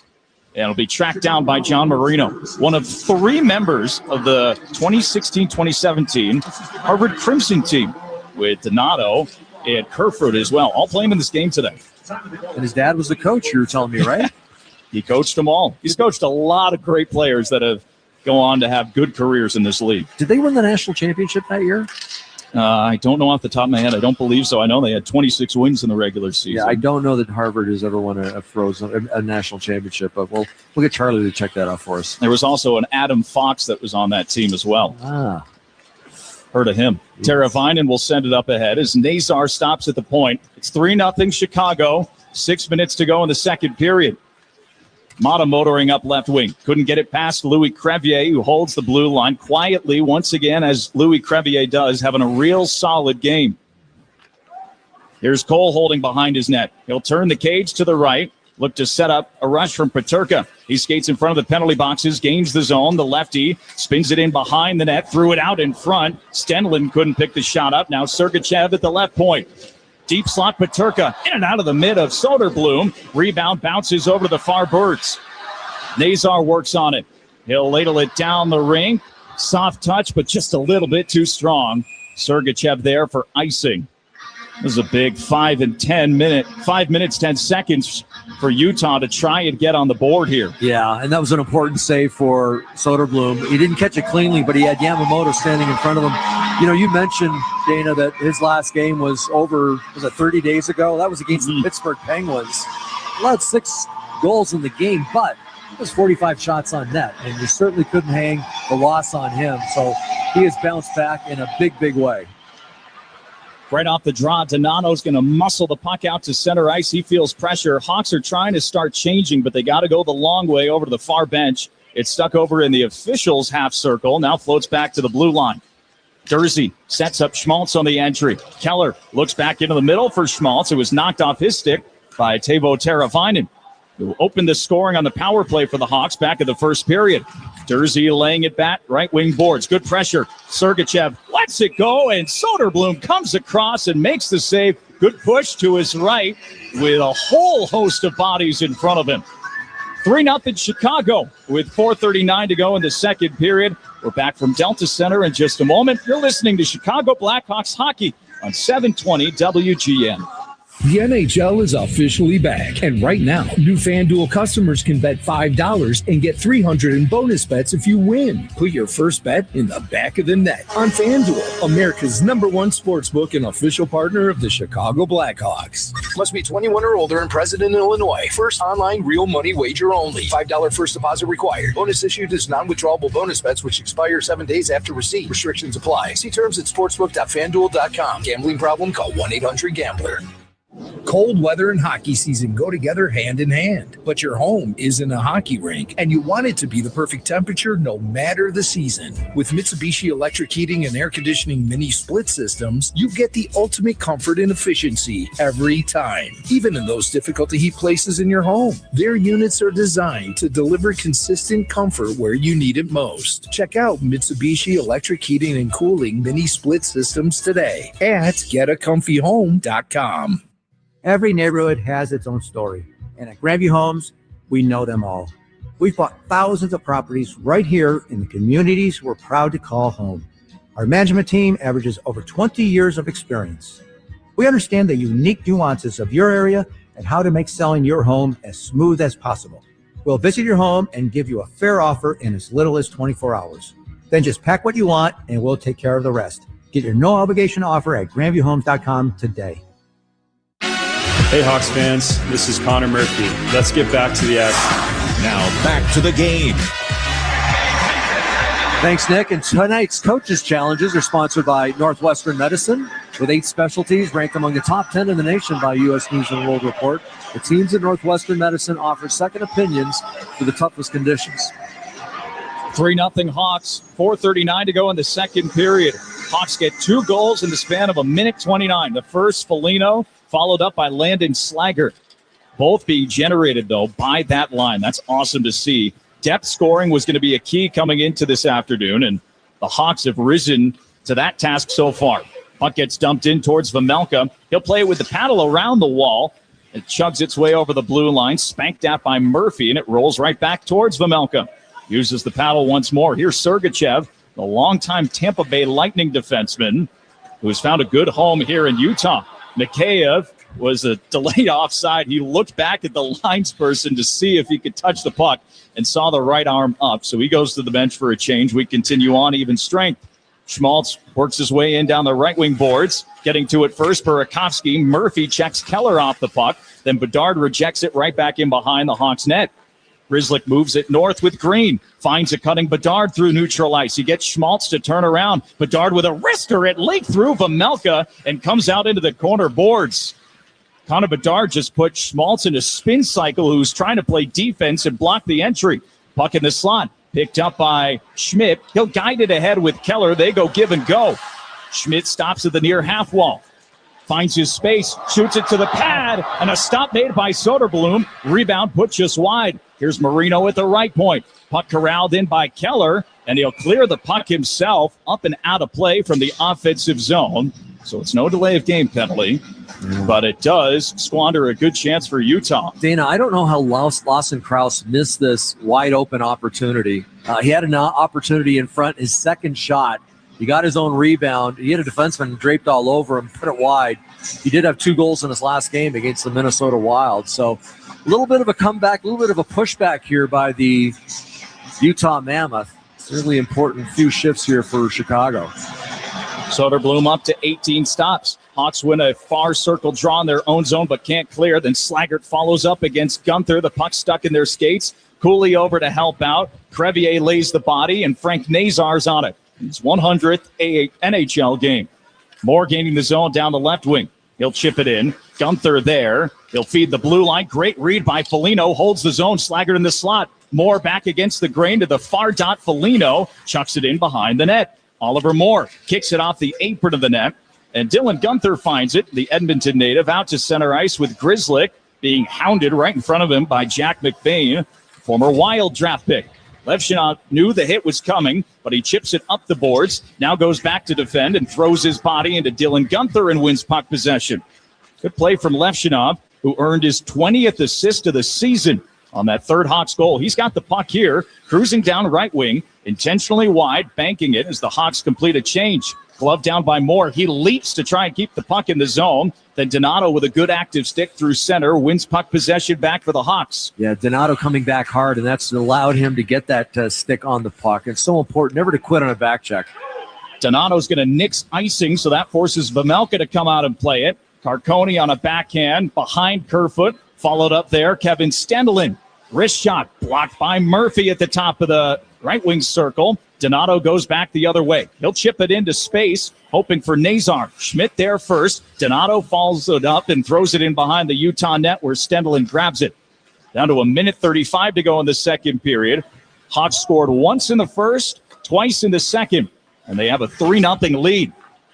Korchinski rims it around the boards. Kept in nicely out of midair by Hayton. He'll float it to the right wing side. Chucked in behind the Chicago net. Korchinski there, the lefty with some time and space. Mikheyev tried to clear, couldn't do so. Down low, Yamamoto, turnover forced to Marino up at the blue line. Great read from Mikheyev. He swipes the puck and goes skating in on a rush. Mikheyev cuts to the slot. They call offside with Bertuzzi right in front. You'll take that after the play from Mikheyev to nix the Utah chance. He just really calms things down out there. You know, a turnover. Kuczynski kind of put a couple of different players in tough positions to handle the puck. They ended up turning it over. So Utah gets control, but then it's Mikheyev who re-steals the puck and just calmly, coolly gets it out over the blue line, relieves the pressure. Unfortunately, they went offside. They might have had something going, but that was a big shift for Mikheyev. Top line out there for Jeff Blashill's club. Puck dropped right in front of the Chicago bench with a minute to go in the second period. 3-0 Hawks in game 3 of 4 of the road trip. Kyle Sergachev, he'll send it up to the Hawks blue line. Glove down by Burakovsky. He plays it himself, tries to delay, slams it over right back in front of the Hawks bench. It goes off his skate and pops right in front of Coach Pekka and Sorensen with 48 seconds to go in the second period. It's funny, Jeff Blashill was talking to us just moments before the game about playing with Connor Bedard and how it's not as easy as it sounds. You've got to be able to transport the puck. You have to be able to get it where he wants it. You've got to be able to hit your holes and find the openings that Connor expects you to be in. So pretty special players in Andre Burakovsky and Ryan Green playing alongside of Connor Bedard. 40 seconds to go in the second. Sergachev snuffed out from behind the net by Bertuzzi, but he'll lead the pass. Right wing Schmaltz gains the zone. Poke check from Vlasic. It's those little plays that have been so dialed in so far this afternoon. Boy, how many poke checks have we seen? Just disrupting plays. That has got to be at least 20. Crevier with another jams it up the boards. 15 to go in the period. Vlasic gains the zone in the slot. He'll let a shot go and a shoulder save made by Vejmelka. Rebound to the boards, Bertuzzi with 10 seconds remaining. Hawks looking for more. Mikheyev at the goal line. Dickinson out of the right wing corner with 5. Puck held there along the kick plate, and it will stay there as the second period comes to a close.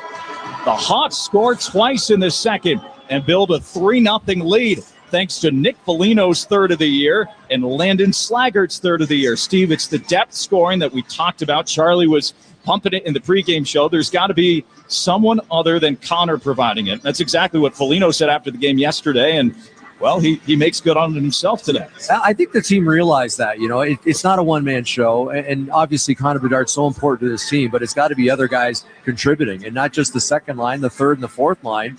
And they have done that tonight. The fourth line in particular, just a phenomenal job. And I'll go back to a position I played, the defenseman, just doing a great job killing plays with their stick. Now, do we like to see big hits? Yes. And do we like to see physical plays out there? Well, I know I do. But when you can kill a play with your stick, it's just as good as knocking a guy off the puck. And to your point, we're seeing it change in front of our eyes.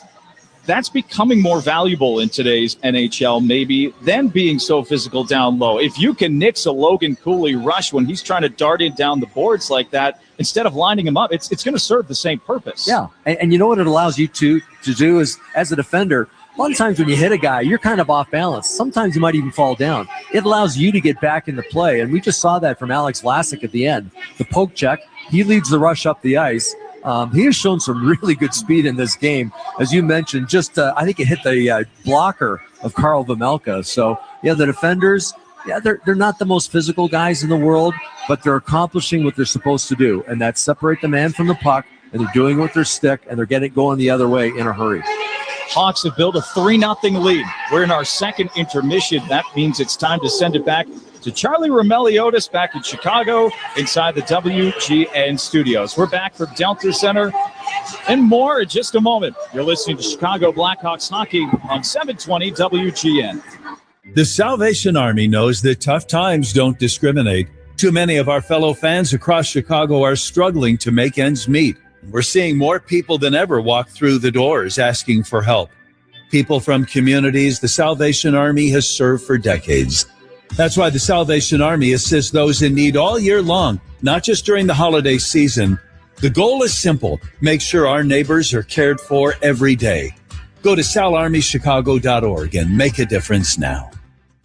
Hi, this is Dave Musil, owner of Four Seasons Heating, Air Conditioning, Plumbing, and Electric. When emergencies happen, who do you call? Broken pipe? Power outage? Furnace failure? No hot water? The answer is always the same. Call Four Seasons. We guarantee same-day service and installation on all heating, cooling, plumbing, and electrical needs with no extra charge for nights, weekends, or holidays. That's why over 30,000 customers have given us a 5-star Google review. For all the right reasons, call 866-4 Seasons.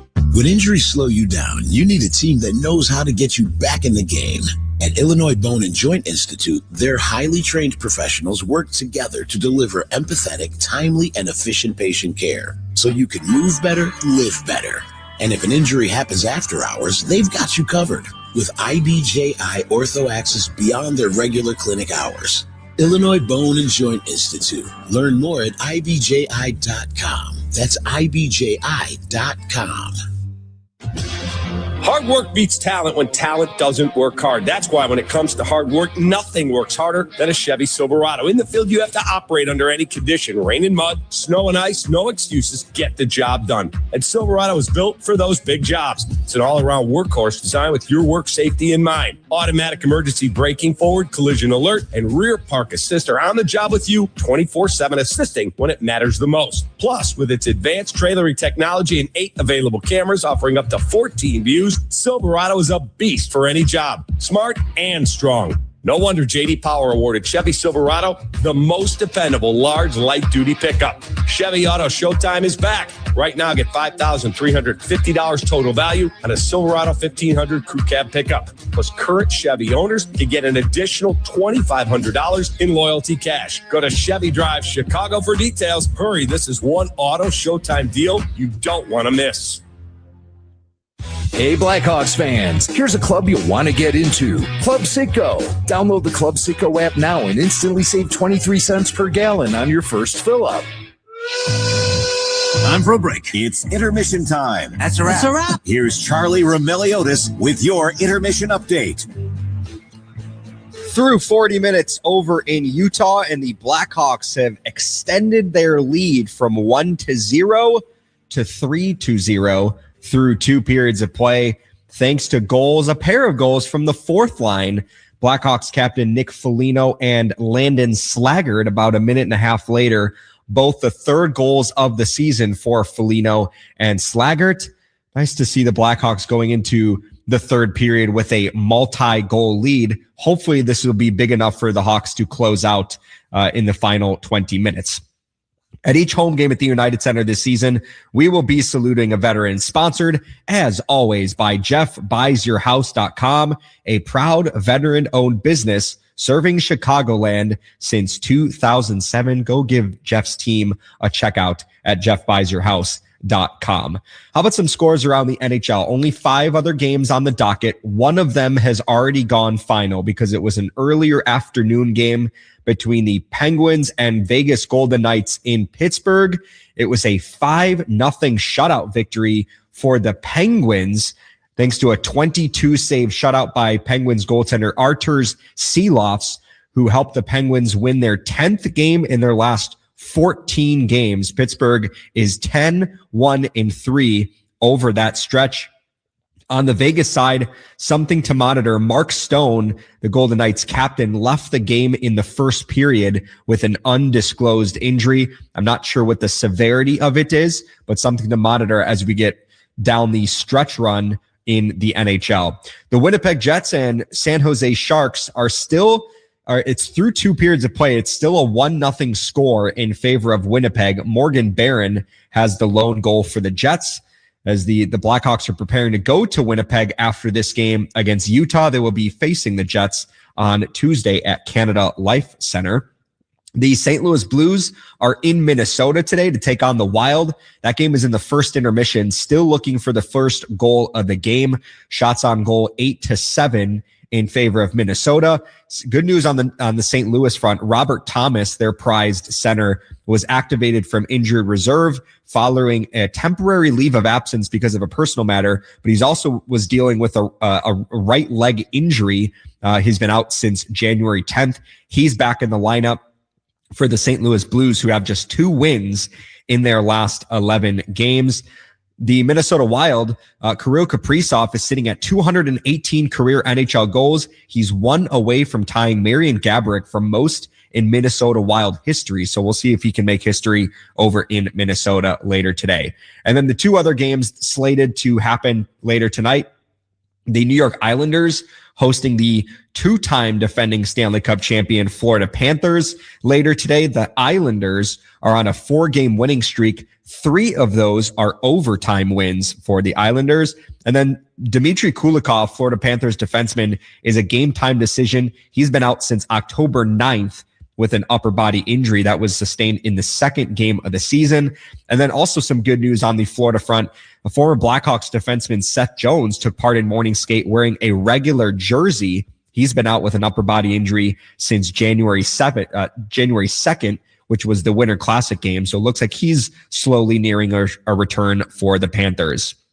And then finally, the Anaheim Ducks are hosting the Calgary Flames later tonight. Anaheim is on a 4-game winning streak. It has scored 19 goals over that stretch. On the flip side, the Flames have a 10-game point streak against the Anaheim Ducks. They are 9-0-1 in those 10 games with a plus 20 goal differential over that stretch. Some other NHL news. Earlier today, the LA Kings announced that Jim Hiller has been relieved of his head coaching duties, and assistant coach DJ Smith has been named the interim head coach. LA is currently sitting outside of a playoff spot in the Western Conference. Clearly, they have postseason aspirations, with this being Anze Kopitar's final year before he retires, and the fact that they just required Artemi Panarin, former Blackhawks superstar, before the Olympic break. We'll see if the LA Kings can get things turned around in the final month and a half of the NHL regular season.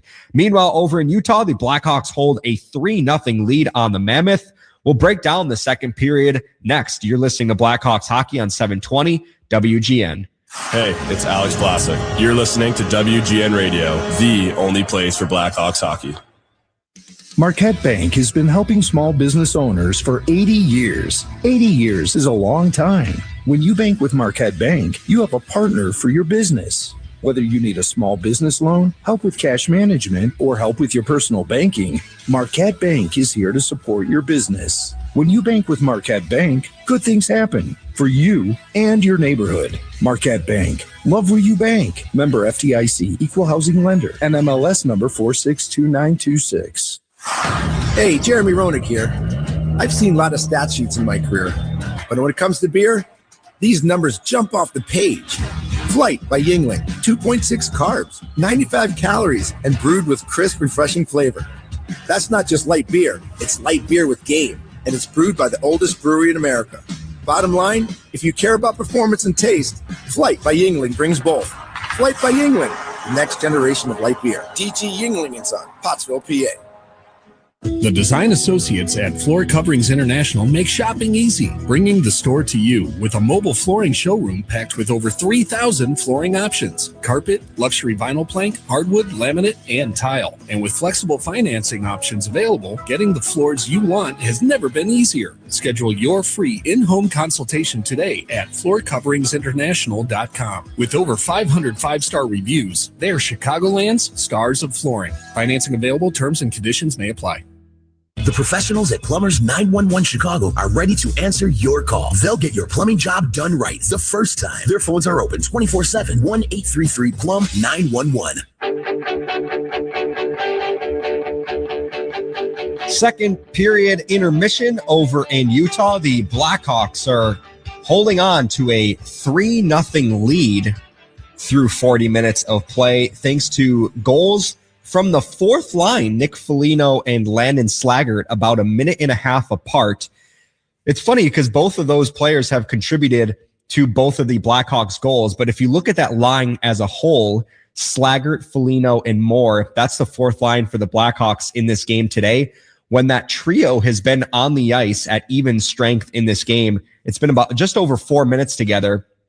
They're combined. They have 2 total shot attempts together as a line, but both of those shot attempts have found the back of the net, with Foligno and Slaggert scoring the goals, their third of the season, each of them, for Chicago to build the lead for the Blackhawks. But we talked about it in the pregame show, that the Hawks needing to find scoring outside of Connor Bedard, and I would throw in Tyler Bertuzzi as well, because it feels like the two of them have factored in on a lot of goals for the Blackhawks over the last probably 7 or 8 games for Chicago. And so it's nice to see some depth scoring by the Blackhawks, not just primary scoring, but some depth scoring as well from the bottom 6. Teuvo Teravainen has the other goal for the Blackhawks that he scored in the first period, his 11th goal of the season, and after scoring just 1 goal in his previous 12 games. So encouraging to see that. But I also want to give some love to Arvid Soderblom. He's had a little bit of a tough year this year. I thought he started out well in the first 4, 5, maybe 6 games, the starts that he had this season. Then his game trailed off a little bit, but he has not started in more than a month because of the Olympic break, and because Spencer Knight had the starts for Chicago leading into the Olympic break. Arvid Soderblom has been awesome in this game for the Blackhawks, stopping all 18 shots that he's faced. There are a lot of games in his Blackhawks career where he did not get a lot of offensive run support, but in this game he has 3 goals, and it'll be nice for him to kind of go into the third period not feeling a little tight, but feeling like he has a cushion to kind of hold and protect the lead for the Blackhawks. So hopefully he's able to shut the door and maybe even get a goose egg out there. We'll see. Let's get to today's third period projection, sponsored by Robinhood. You expect more from yourself, expect more from your money. Get started today at robinhood.com/yourmoney. If you're the Blackhawks, the message inside the locker room right now has to be, let's keep our foot on the gas pedal and try to get the 4th goal and not try to protect the 3-0 lead, because it's easy to look at the scoreboard right now and feel like a 3-0 lead is pretty comfortable. But man, they say the 3-goal lead is the worst lead in hockey, because you tend to look at the score and you kind of tend to sit back, and then the opposition could get 2 quick ones, and then just like that, it's a hockey game again. So if you're the Blackhawks, keep the pedal to the metal and try to get the 4th one and really push things away for the Utah Mammoth and kind of solidify a potential victory for Chicago.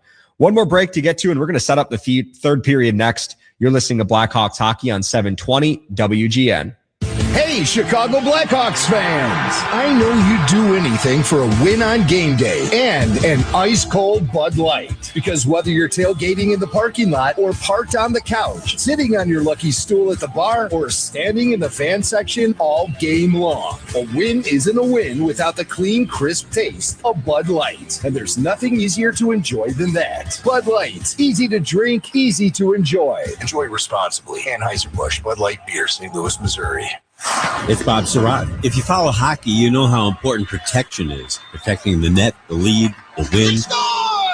Planning for retirement isn't much different. It's not one decision, it's many. Each one shapes the life you want. How to create reliable income, how much risk to take, when to step away from work, and how to safeguard what you've built. Handling all of that alone can feel like a full-time job. That's why I chose Trajan Wealth. Their fiduciary advisors work with you one-on-one to make the complex feel clear and build a plan that keeps your money working for what's ahead. Your strategy starts with a simple conversation. For a retirement plan you can trust, let Trajan Wealth guide you.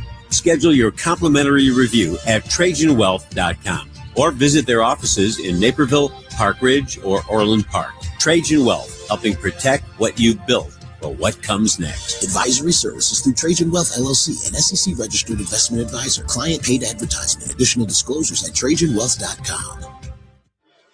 Labor unions are the backbone of our country. Unions protect members and help them lead healthier lives. That's why United Healthcare provides active and retired labor union members access to quality healthcare benefits. As a trusted resource, the dedicated team will help Taft-Hartley and multi-employer funds find the right combination of health benefits. Visit uhc.com/unions for more information. Quality healthcare coverage for labor unions. Insurance coverage provided by or through United Healthcare Insurance Company of Illinois or their affiliates. Administrative services provided by United Healthcare Services, Inc. or their affiliates.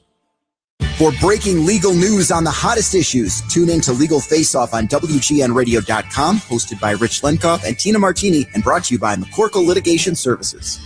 WGN Chicago is your radio home for the Hawks, the Cats, March Madness, and the Indy 500, on air and on smart devices worldwide. It's the final 20. The third period's just ahead. Here's Charlie Remeliotis with your recap. Hawks and Mammoth are on the ice for the start of the third period. Hawks are taking a 3-0 lead into the third. Nick Foligno scored the second of the game for Chicago, and Landon Slaggert followed it up with 1:29 after with his third of the season. Hawks win the D-zone draw. Levshinov moves it ahead for Slaggert. Stopped in his own zone. It finds Levshinov once more. He'll bank it up top. Great touch pass from Moore to Slaggert in the slot. He'll shoot and score! Landon Slaggert after a beautiful entry for the Hawks. They lead 3-0 with 7 minutes to go in the second period after the floating wrister from Landon Slaggert. All right, let's see if the Blackhawks can build on that in the third. What's on Deck is sponsored by TimberTech Decking and Railing, #1 in premium decking. Order free samples at timbertech.com as we go back over to Delta Center, where hopefully Dana Gray will get his first win as an NHL broadcaster. How does that sound, Dana? That sounds great. No pressure at all. No pressure. There, Charlie, I think that's what the guys in the dressing room are talking about. Like, let's hit this for Dana. That's all Blash had to say pregame. That'd fire me up. About to play their 6th period in 24 hours after playing yesterday in Colorado. Puck down in the 3rd period. Hawks lead 3-0, and they'll go left to right for you across your radio. Hawks getting a power play goal in the 1st period, thanks to Tara Vinen, and then Foligno and Slaggert in the 2nd. Mammoth muscle the puck out to center. Schmidt bounces it right in front of the Mammoth bench. Runs into Mikheyev and forces the puck back into the Mammoth zone. Glove down by Kyler Yamamoto. He'll serve it cross ice with Peterka. In the opening minute of the 3rd period, shots are 22-18 in favor of the Hawks. That means Arvid Soderblom has made 18 stops. He's looked really good in his first game in over a month. Burakovsky stops on a puck at the Hawks' blue line. He'll turn Bedard back into his own end. Place it across the ice. Crevier punches it up ahead. Green ran out of room, and it's given away. Bringing it right back in is Dursey. Right wing Keller stops there. Tried to get it over to Schmaltz at the circle. Keller gets it back. Feeds backdoor. Couldn't be tipped home. Schmaltz throws it in behind the Hawks net. Crevier races over to it. Knocks down Keller, and they call a penalty. A trip against Louis Crevier as he takes down Clayton Keller, and I don't think there's going to be an embellishment one for this. Yeah, new look line for Andre Tourigny, the head coach. Here's the call. Cooley Gunther playing with Keller. Keller was playing with Schmaltz and Krause earlier in this hockey game, so he's going to juggle things up, trying to get things going, and it looks like they might be able to get something going here on the power play, although the power play, the penalty kill make that for the Chicago Blackhawks outstanding all year long. #1 in the NHL. They've been really good tonight. Crevier for a trip. It's a face-off to the right of Arvid Soderblom.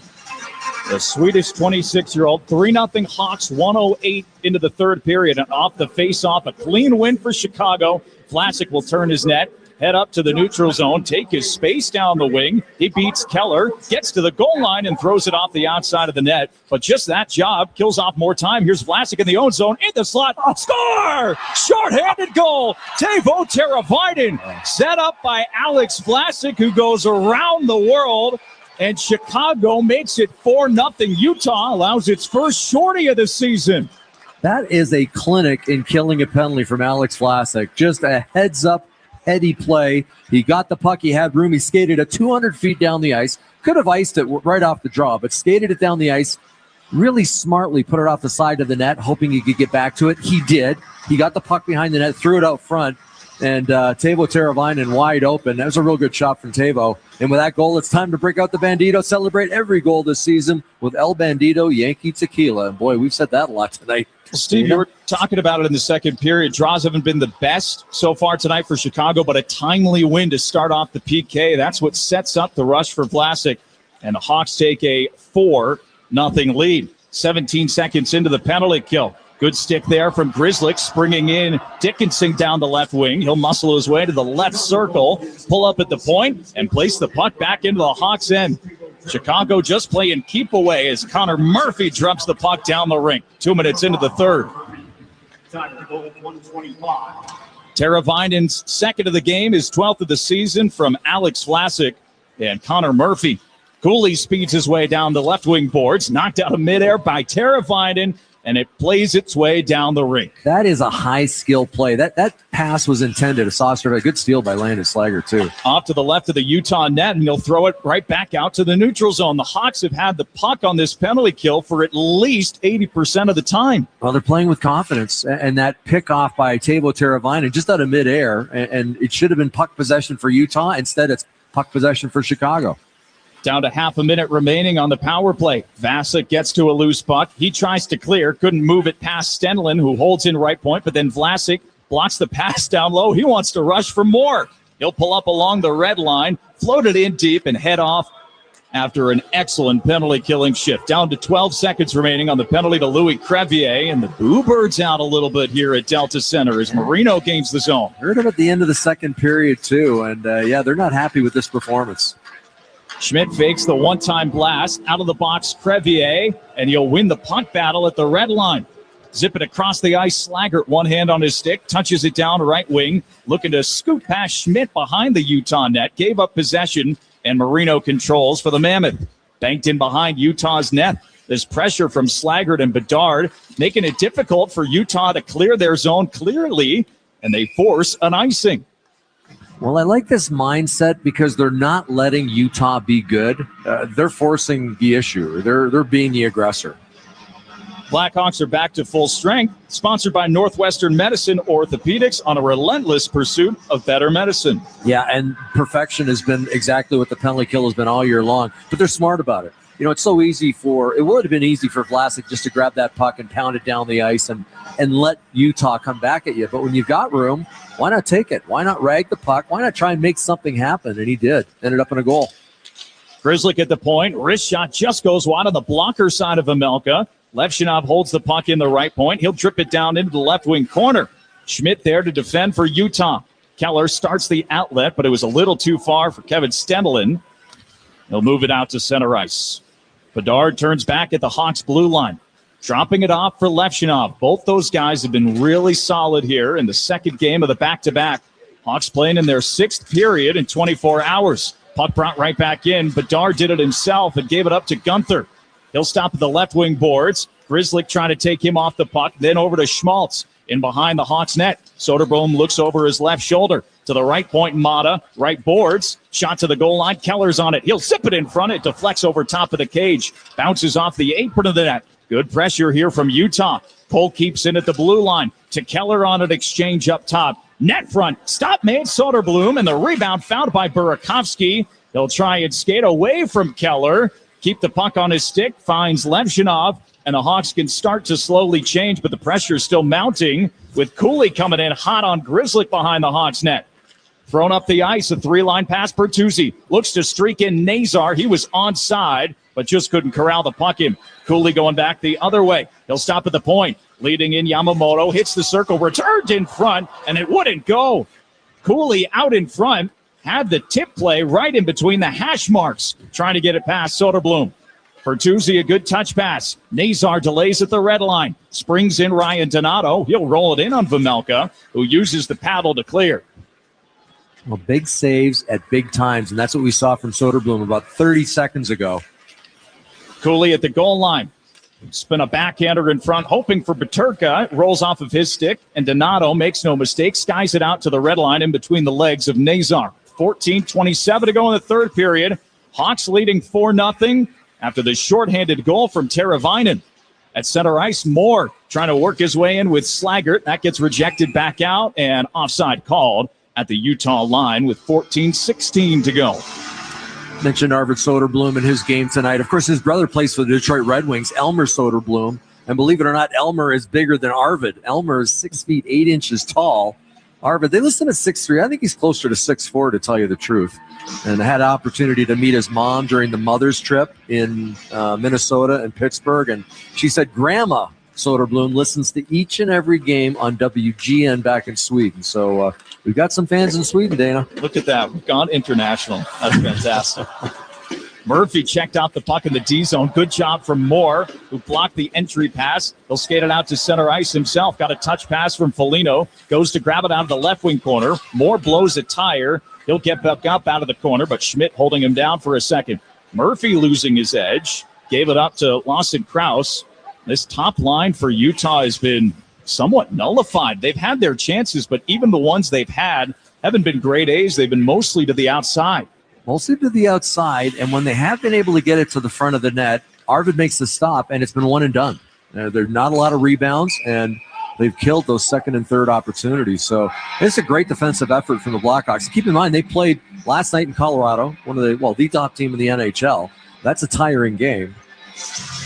And they are going to commercial, so I guess we should. They were going to call icing, but... Oh, no, they're not going to go to commercial then, yeah. Well, Soderblom made a play on the puck, so they are going to change the call. They'll drop the puck at center ice. When we come back, Blackhawks 4, Mammoth nothing with 13.5 to go in regulation. You're listening to Chicago Blackhawks hockey on 720 WGN. Come on. No. It's just a golf lesson, champ. Loosen up. I can't. See that Hyundai Santa Fe? Yeah. I only paid. Finish up on your own. I gotta run. Deal's so right, it almost feels wrong. The Hyundai Getaway Sales Event. Right now, for a limited time, lease a Hyundai Tucson for $229 a month. Or get 0% APR for 60 months plus 0 payments for 90 days. Offers end March 2nd. Call 224-661-0068 for details. This is the sound of Jack, buzz cutting his way to a small fortune. To Jack, every time he cuts his own hair, that's $50 right in his pocket. If Jack sees DIY buzz cuts as a saving strategy, Wells Fargo is right behind him. And with their mobile app, tracking his savings is easy. Oh, ouch. However you make money work, we can work with that. Mobile carriers' message and data rates may apply. Wells Fargo Bank, N.A., member FDIC. Save big money on everything for your electrical projects at Menards. Protect your home's power with Square D. Square D products are equipped with the latest safety technology to protect your home's entire electrical system, including load centers, breakers, and whole home surge protectors. Save big money on all Square D electrical products. Plus, check out our weekly flyer on Menards.com for all the great deals happening now. Save big money at Menards. Bringing you Chicago's News Daily, The Lisa Dent Show. Weekdays starting at 2. Now back to the game. Welcome back to the Delta Center. A very important game for these Utah Mammoth. And January 1st, they went on a run, 9-1-1. At that time, there was 4 teams ahead of them for that last Western wild card spot. They went on the 9-1-1 run. They are currently first in the wild card position. But lately, 4 wins, and if they lose this one tonight, it'll be 5 losses. This is one that I think they were banking on, one they were counting on, and Chicago has said no. Whistle's going to keep the face-off back into the Utah end. Was talking with Mike Folta, the radio broadcaster for Utah, before the game, and he said one of the most interesting stats he's come across is that this is the 9th time a team has come into Delta Center after immediately playing the Colorado Avalanche, and Utah is 7-0-1 in those occurrences. Wow. So this would be the first time it doesn't necessarily mean the day before, but in this trip, obviously, it's really common. You hit the Avs, hit the Mammoth. Sure, it's on the trail. It certainly is. Hawks win the offensive zone draw with Tara Vinen spinning a backhander down low. Too far for Ryan Donato, but Sergachev will push it over to the boards. Donato into the slot, lays it back to the blue line. Crevier with the long reach, holds the zone at the right point. Intentionally wide with a snapshot, hoping Nazar can go and fetch. Gunther moves it out to center ice with Clayton Keller punching it deep. 12:45 to go in the third period. Hawks owning a 4-0 lead that's been extended after a shorthanded goal from Tara Vinen. He's got the puck here, 2 today. He'll float it right towards the net, and Vejmelka gobbles it up just inside the crease. Well, I think head coach Jeff Blashill has to be happy with the way he's tinkered with the lines. Now, he left the number 1 line the way it was, Bedard with Green and Burakovsky, but Frankie Nazar playing between Ryan Donato and Teuvo Teravainen. They've been very good. In fact, early in this game, I thought they helped change the momentum. The third line, Bertuzzi, Dickinson, and Mikheyev, well, they're solid. They're going to give you a solid outing each and every shift, but the fourth line has been outstanding. Nick Foligno and Landon Slaggert both with goals, and Oliver Moore centering that line. They have been very noticeable in this game, and they have done their job as a fourth line. Dart out of the left corner has Burakovsky just a shoulder width away from him. He grabs the puck in the dot. Got it stuck in his skates. Yamamoto skates in behind the Utah net, trying to protect on his backhand, and Burakovsky just punished him into the boards and makes him pay the price, and Utah sends the puck down the rink. Now, everyone buying into, solid defense, getting on the body, and that's what Burakovsky did.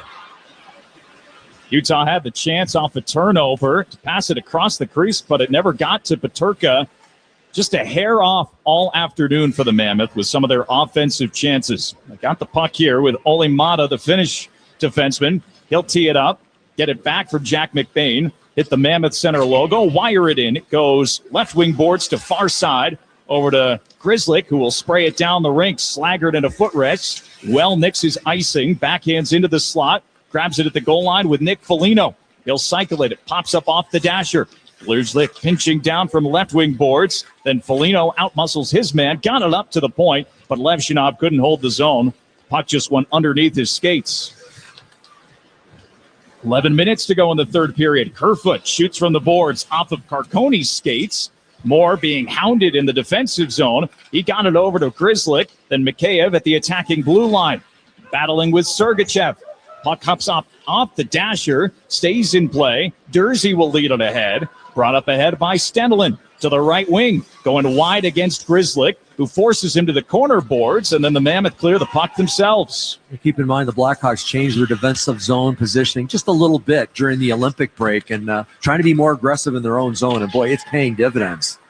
Cross-corner dump picked up by Kerfoot. He'll feed the middle just a little bit late for Hayton. Could stay in the zone. Bertuzzi steals for Chicago. Cross-ice pass. He finds a cutting Alex Vlasic. Already had a great third period so far. He's going to swing the puck all the way around the zone to the exterior. Fake the layoff. Rolls it just through the legs of both Dickinson and Hayton in the slot. Fed up to the neutral zone. Teravainen sidesteps the check. Hawks keep possession, changing one by one. Failed drop pass for Nazar. Brought right back in by Schmaltz. He'll hit the left wing circle. Waiting for reinforcements with Utah changing. Keller's fresh from the bench. Cross-ice pass intercepted by Bertuzzi. There was a man back door, and Bertuzzi steals and leads out Nazar. Great job to protect the puck in the O-zone. Saucers a backhand into the slot. Here's Teravainen backhanding down low. That was knocked out of midair by Marino. Mammoth clear to center ice with under 10 minutes to play. Brought right back in. Teravainen sets up Donato. Trailer. Murphy shoots right into the leg of Dylan Gunther, who paid the price. Nazar from the corner. Puck of the offensive zone for the Hawks, leading by 4 goals. Donato working with Teravainen near boards. Murphy right point. Korchinski time and space. Shoots and a blocker stop made by Vejmelka. Teravainen. Zone time continues. Murphy's shot deflects up into the netting, out of play. But a great offensive zone time shift for the Hawks that gets us down to 9:14 to go in the third. Chicago 4 and Utah nothing. Back in a moment from Delta Center. You're listening to Chicago Blackhawks hockey on 720 WGN. Hey, hockey fans, this is Jeremy Roenick. The Blackhawks play here on Chicago's hockey station, WGN Radio. Hey, hockey fans, it's Charlie Romeliotis. If you're ready to upgrade your outdoor living space, look no further than TimberTech Decking and Railing. TimberTech is the #1 premium composite decking brand, and it's tough enough to handle anything. It looks just like real wood, but without the costly maintenance of a wood deck. It won't rot, warp, splinter, or peel ever, and it's backed by industry-leading warranties, so your deck will last season after season. Connect with a local contractor or visit free samples at TimberTech.com to see the TimberTech difference for yourself. TimberTech, everything wood should be. Hey, Chicago fans, when the game's on the line, there's no time to waste. Same goes for selling your house. At Jeff Buys Your House, we make it fast, easy, and stress-free. No drawn-out showings, no waiting for months on the market. Just a fair cash offer from a veteran-owned company that puts people first. Don't let the clock run out. Choose the trusted source. Visit JeffBuysYourHouse.com and score your easy offer today.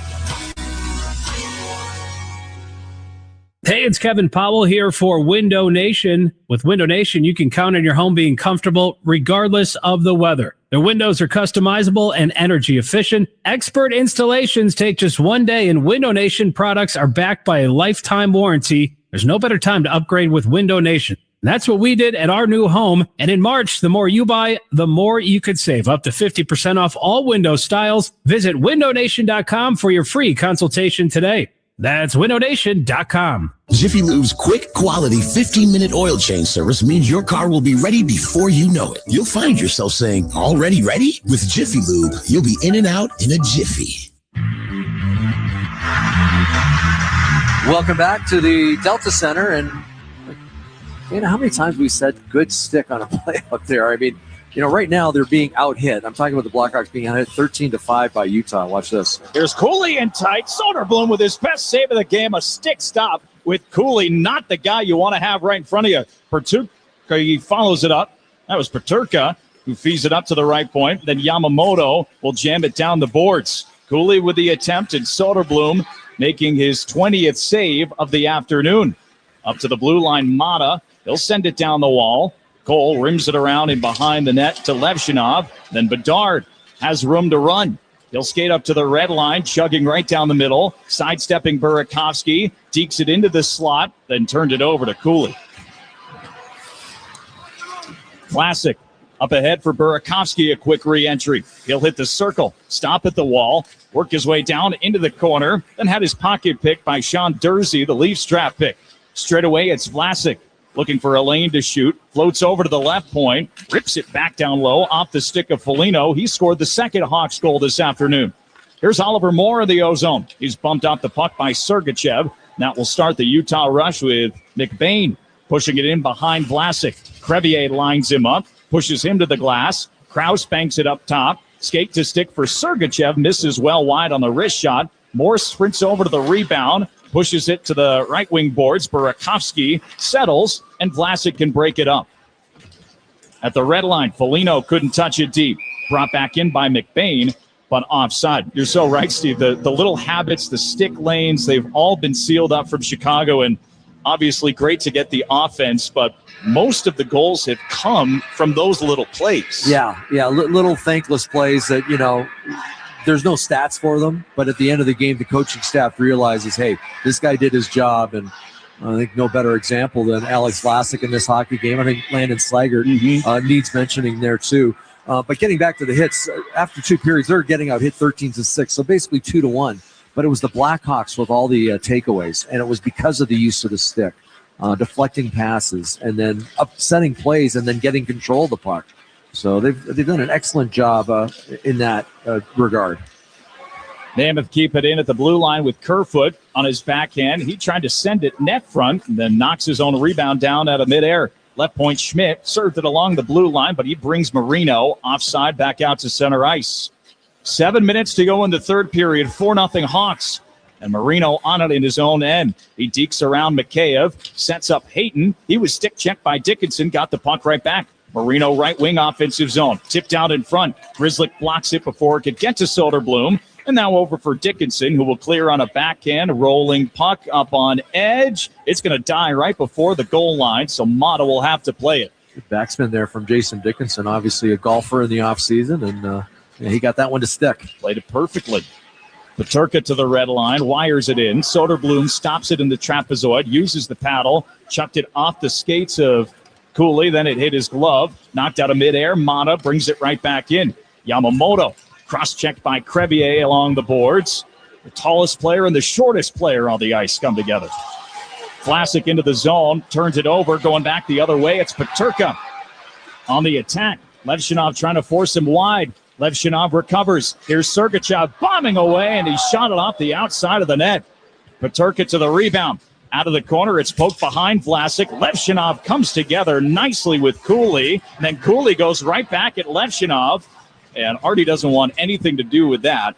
Hawks are in no reason to take a penalty at this point. 5:45 to go in the third, up 4-0. But that's how you separate a man physically from the puck, and that's exactly what Levshinov did on Cooley. Schmaltz button-hooking his way into the zone, trying to shake Foligno. Puck ripped to the far wall. Slaggert strong on his stick. Then Keller gets hit by Murphy. Keller to the puck in the slot. He'll set up Sergachev at the circle. Feeds the back door, and it deflects right in on Soderblom. He's got the puck underneath his pads. And we'll head to one last timeout with 5:21 to go in the third period. Hawks 4, Mammoth nothing. We're back in a moment. You're listening to Chicago Blackhawks hockey on 720 WGN. After the end of a good fight, you deserve an ice-cold reward. Modelo's the mark of a fighter. You've earned this rich golden lager with a crisp, refreshing taste. Because you know, the bigger the fight, the better the reward. You put in the hours, the energy, the tough labor. You are a fighter, and Modelo is your reward. Modelo, the mark of a fighter. Drink responsibly. Beer imported by Crown Imports, Chicago, Illinois. Hearing I had cancer was devastating. Learning vital organs would be temporarily removed to reach it had me speechless. I'm Jessica. When I found out I had a tumor stretching from my heart to my hip, the first thing I thought of was my family. Then my cancer, cardiology, and transplant team at Northwestern Medicine came up with a plan to save my life. Nationally ranked for cancer by U.S. News and World Report, Northwestern Memorial Hospital was one of the only hospitals in the nation with the collective expertise to perform Jessica's 10-hour surgery. After temporarily removing her liver and kidney to reach the tumor, they replaced the damaged vein and removed the additional cancer that had grown into her heart. My team stopped at nothing so that I'm able to be here with my family. Because what makes us better makes you better. Northwestern Medicine. Learn more at nm.org/better. It's Connor Bedard. Listen to John Williams weekday mornings at 10. Now back to the game. Back inside Delta Center in downtown Salt Lake City, 4-0 lead Hawks with a little over 5 minutes to go. It's time for the Four Seasons Face-Off. Your trusted local experts for heating, air conditioning, plumbing, sewer, and electric. Dana Gray and Steve Conrod with you here on 720 WGN. Hawks trying to win their third game of this 3-game road trip. It's been 3 out of 4 with a fourth one coming up. They fell the first 2 times in Nashville and Colorado. And this was, when I was looking at the trip, wouldn't have been the one, at least out of the first 3, that I thought the Hawks would have the best effort, just from the way the schedule laid out. Yeah, just the way it was set up, traveling from Colorado, and you're at altitude in Colorado, you're at altitude here in Salt Lake. But I just like the way they played this game. Not forcing it, taking what Utah's given them, but playing with confidence, playing with poise. And we've seen that from a number of guys. Alex Vlasic, I think, maybe his best game I've seen him play. Just very sure with the puck. He wants the puck, and he's going to make the right play. There's 5 minutes remaining in the game, sponsored by Take 5 Oil Change. Take 5, the stay in your car 10-minute oil change. Mikheyev spinning and shooting from the bottom of the right circle. That goes wide. Crevier up at the right point. We'll put it back down into the corner. Bertuzzi working the wall like he does so well, trying to skate past Marino. He's got Mikheyev in to help out with 4:35 to go. Hawks leading by 4. And they're killing more time in the offensive zone. This line of Dickinson, Mikheyev, and Bertuzzi's been excellent this afternoon. Stretched ahead, Vlasic blocks the entry pass before it could get to Gunther, then uses body position to dump it in. You get Tyler Bertuzzi on the boards with the puck, it's like a dog on a bone. It's like watch this. Turned over to Bedard in the slot, changes the angle and shoots at Vejmelka at the stop. You could see Bedard was trying to go to that back post, but the passing lane was taken away. Yeah, defender did a real good job. He almost beat him over the blocker. Here's Green in the slot. He'll tee it up. Free puck there in between the skates of Bedard. He couldn't find it quick enough, and Peterka will shoot it out to the red line. Murphy spins it right back up. It's quick re-entry for the Hawks. Green dropping it back. Extra pass for Bedard at a standstill. Here's Korchinski flying the zone, down the wing. Tried to move it in behind the net, but he'll push back out to center ice. Murphy retrieves with 3:38 to go in the contest. Taken off the stick of Green, though Korchinski defends Yamamoto well. Wins the puck back for the Hawks in their own zone. Murphy at the end of his shift will slide it up the boards. He's got Bedard chugging down the right wing. Connor Bedard hits the circle, tees it up, tries to go short side, and a pad stop made by Vejmelka. Rebound cleared out to center ice. Well, they say your best defense is an offense, and right now it's been all offense from the Chicago Blackhawks. That's 27 shots on net, and I think they might be a couple of shy. Here's Carcone at the goal line. He'll stash it out in front. Free puck available in between the circles, right back towards Soderblom. Doesn't have a whistle yet. Donato grabs it off the boards. It pushed all the way wide. Donato trying to clear up at the point, but Carcone is going to keep it in. Soderblom protects the house. Up to 22 saves. Sergachev will keep it in left point. Floated off the outside of the net. The blocker side of Soderblom. Out in front, ripped wide by Carcone. He shoots from the bottom of the right circle. Follow-up chance. Good block from Levshinov. This time Donato will clear just as far as the Utah blue line with 2:25 to go in the game. Artie Levshinov's made some really good defensive plays in this hockey game. That block that you just pointed out, but a hit earlier, and then playing the puck with just one hand on his stick. Stendelin to the goal line. Crevier knocked down backwards by Hayton. That's not easy to do. Puck in behind the Chicago net. Hayton has it left wing corner.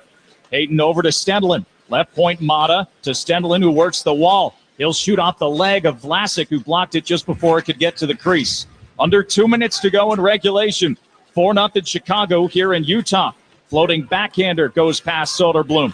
Over to the right wing boards, Foligno. He'll knock it up the wall. Hawks looking to clear. Cole is on it, deking his way through to the circle, and Nazar strips him of the puck. He'll skate up to the red line and plop it deep. Hawks can get 5 fresh bodies out on the ice. Real important steal there from Frank Nazar, and they were tired too, and Ian Cole had possession of the puck. Nazar takes it right off of him and wisely just dumped it down the ice so they could get off. Rolls wide of Soderblom. Matt Grzelcyk grabs it, sends it up to the Hawks blue line. Bertuzzi across the ice. Mikheyev. He'll cut to the neutral zone and enters the zone. Knocks it over to that left wing corner. 1:13 to play. Bertuzzi wraps it around. Tap to the back door. He had Mikheyev there, but it just wouldn't go over by that far post.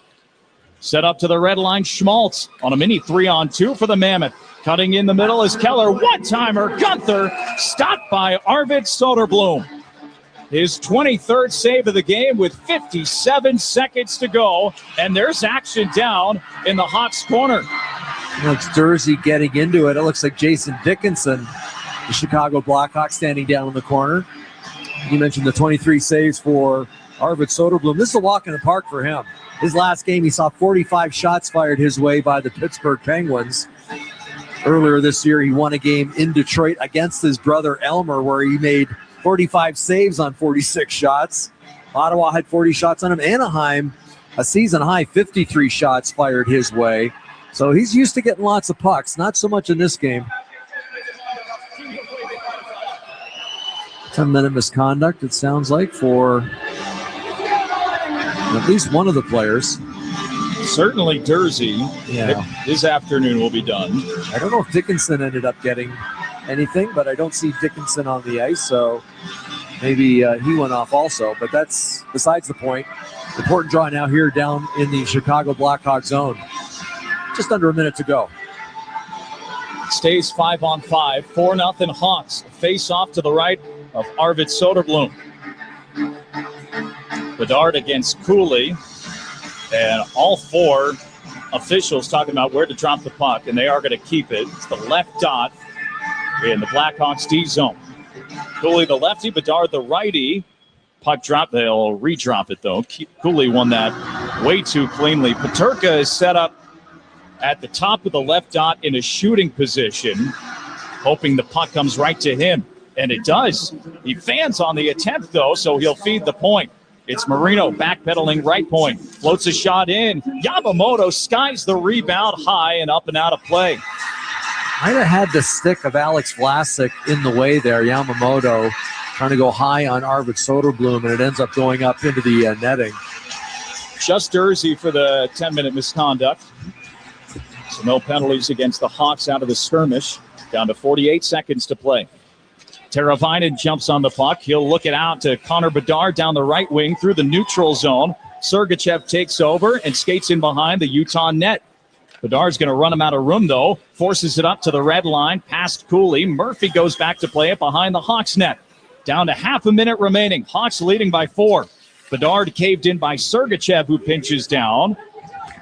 Battle for off of the left wing boards. Held there by Dickinson to Peterka at the left point. Bedard into space for Alex Vlasic, who's had a monster third period, and he'll dump it in off the stick of Teuvo Teravainen with his 2 goals tonight.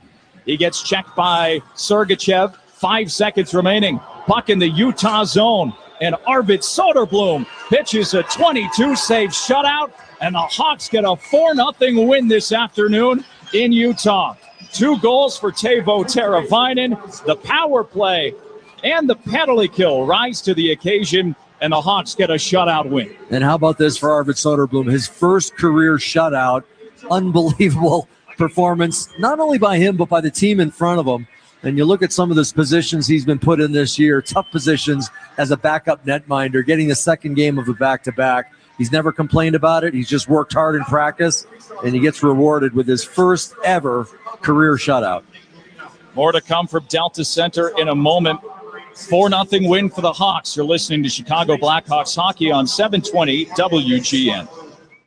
Hi, this is Dave Musso, owner of 4 Seasons Heating, Air Conditioning, Plumbing, and Electric. And I want to guarantee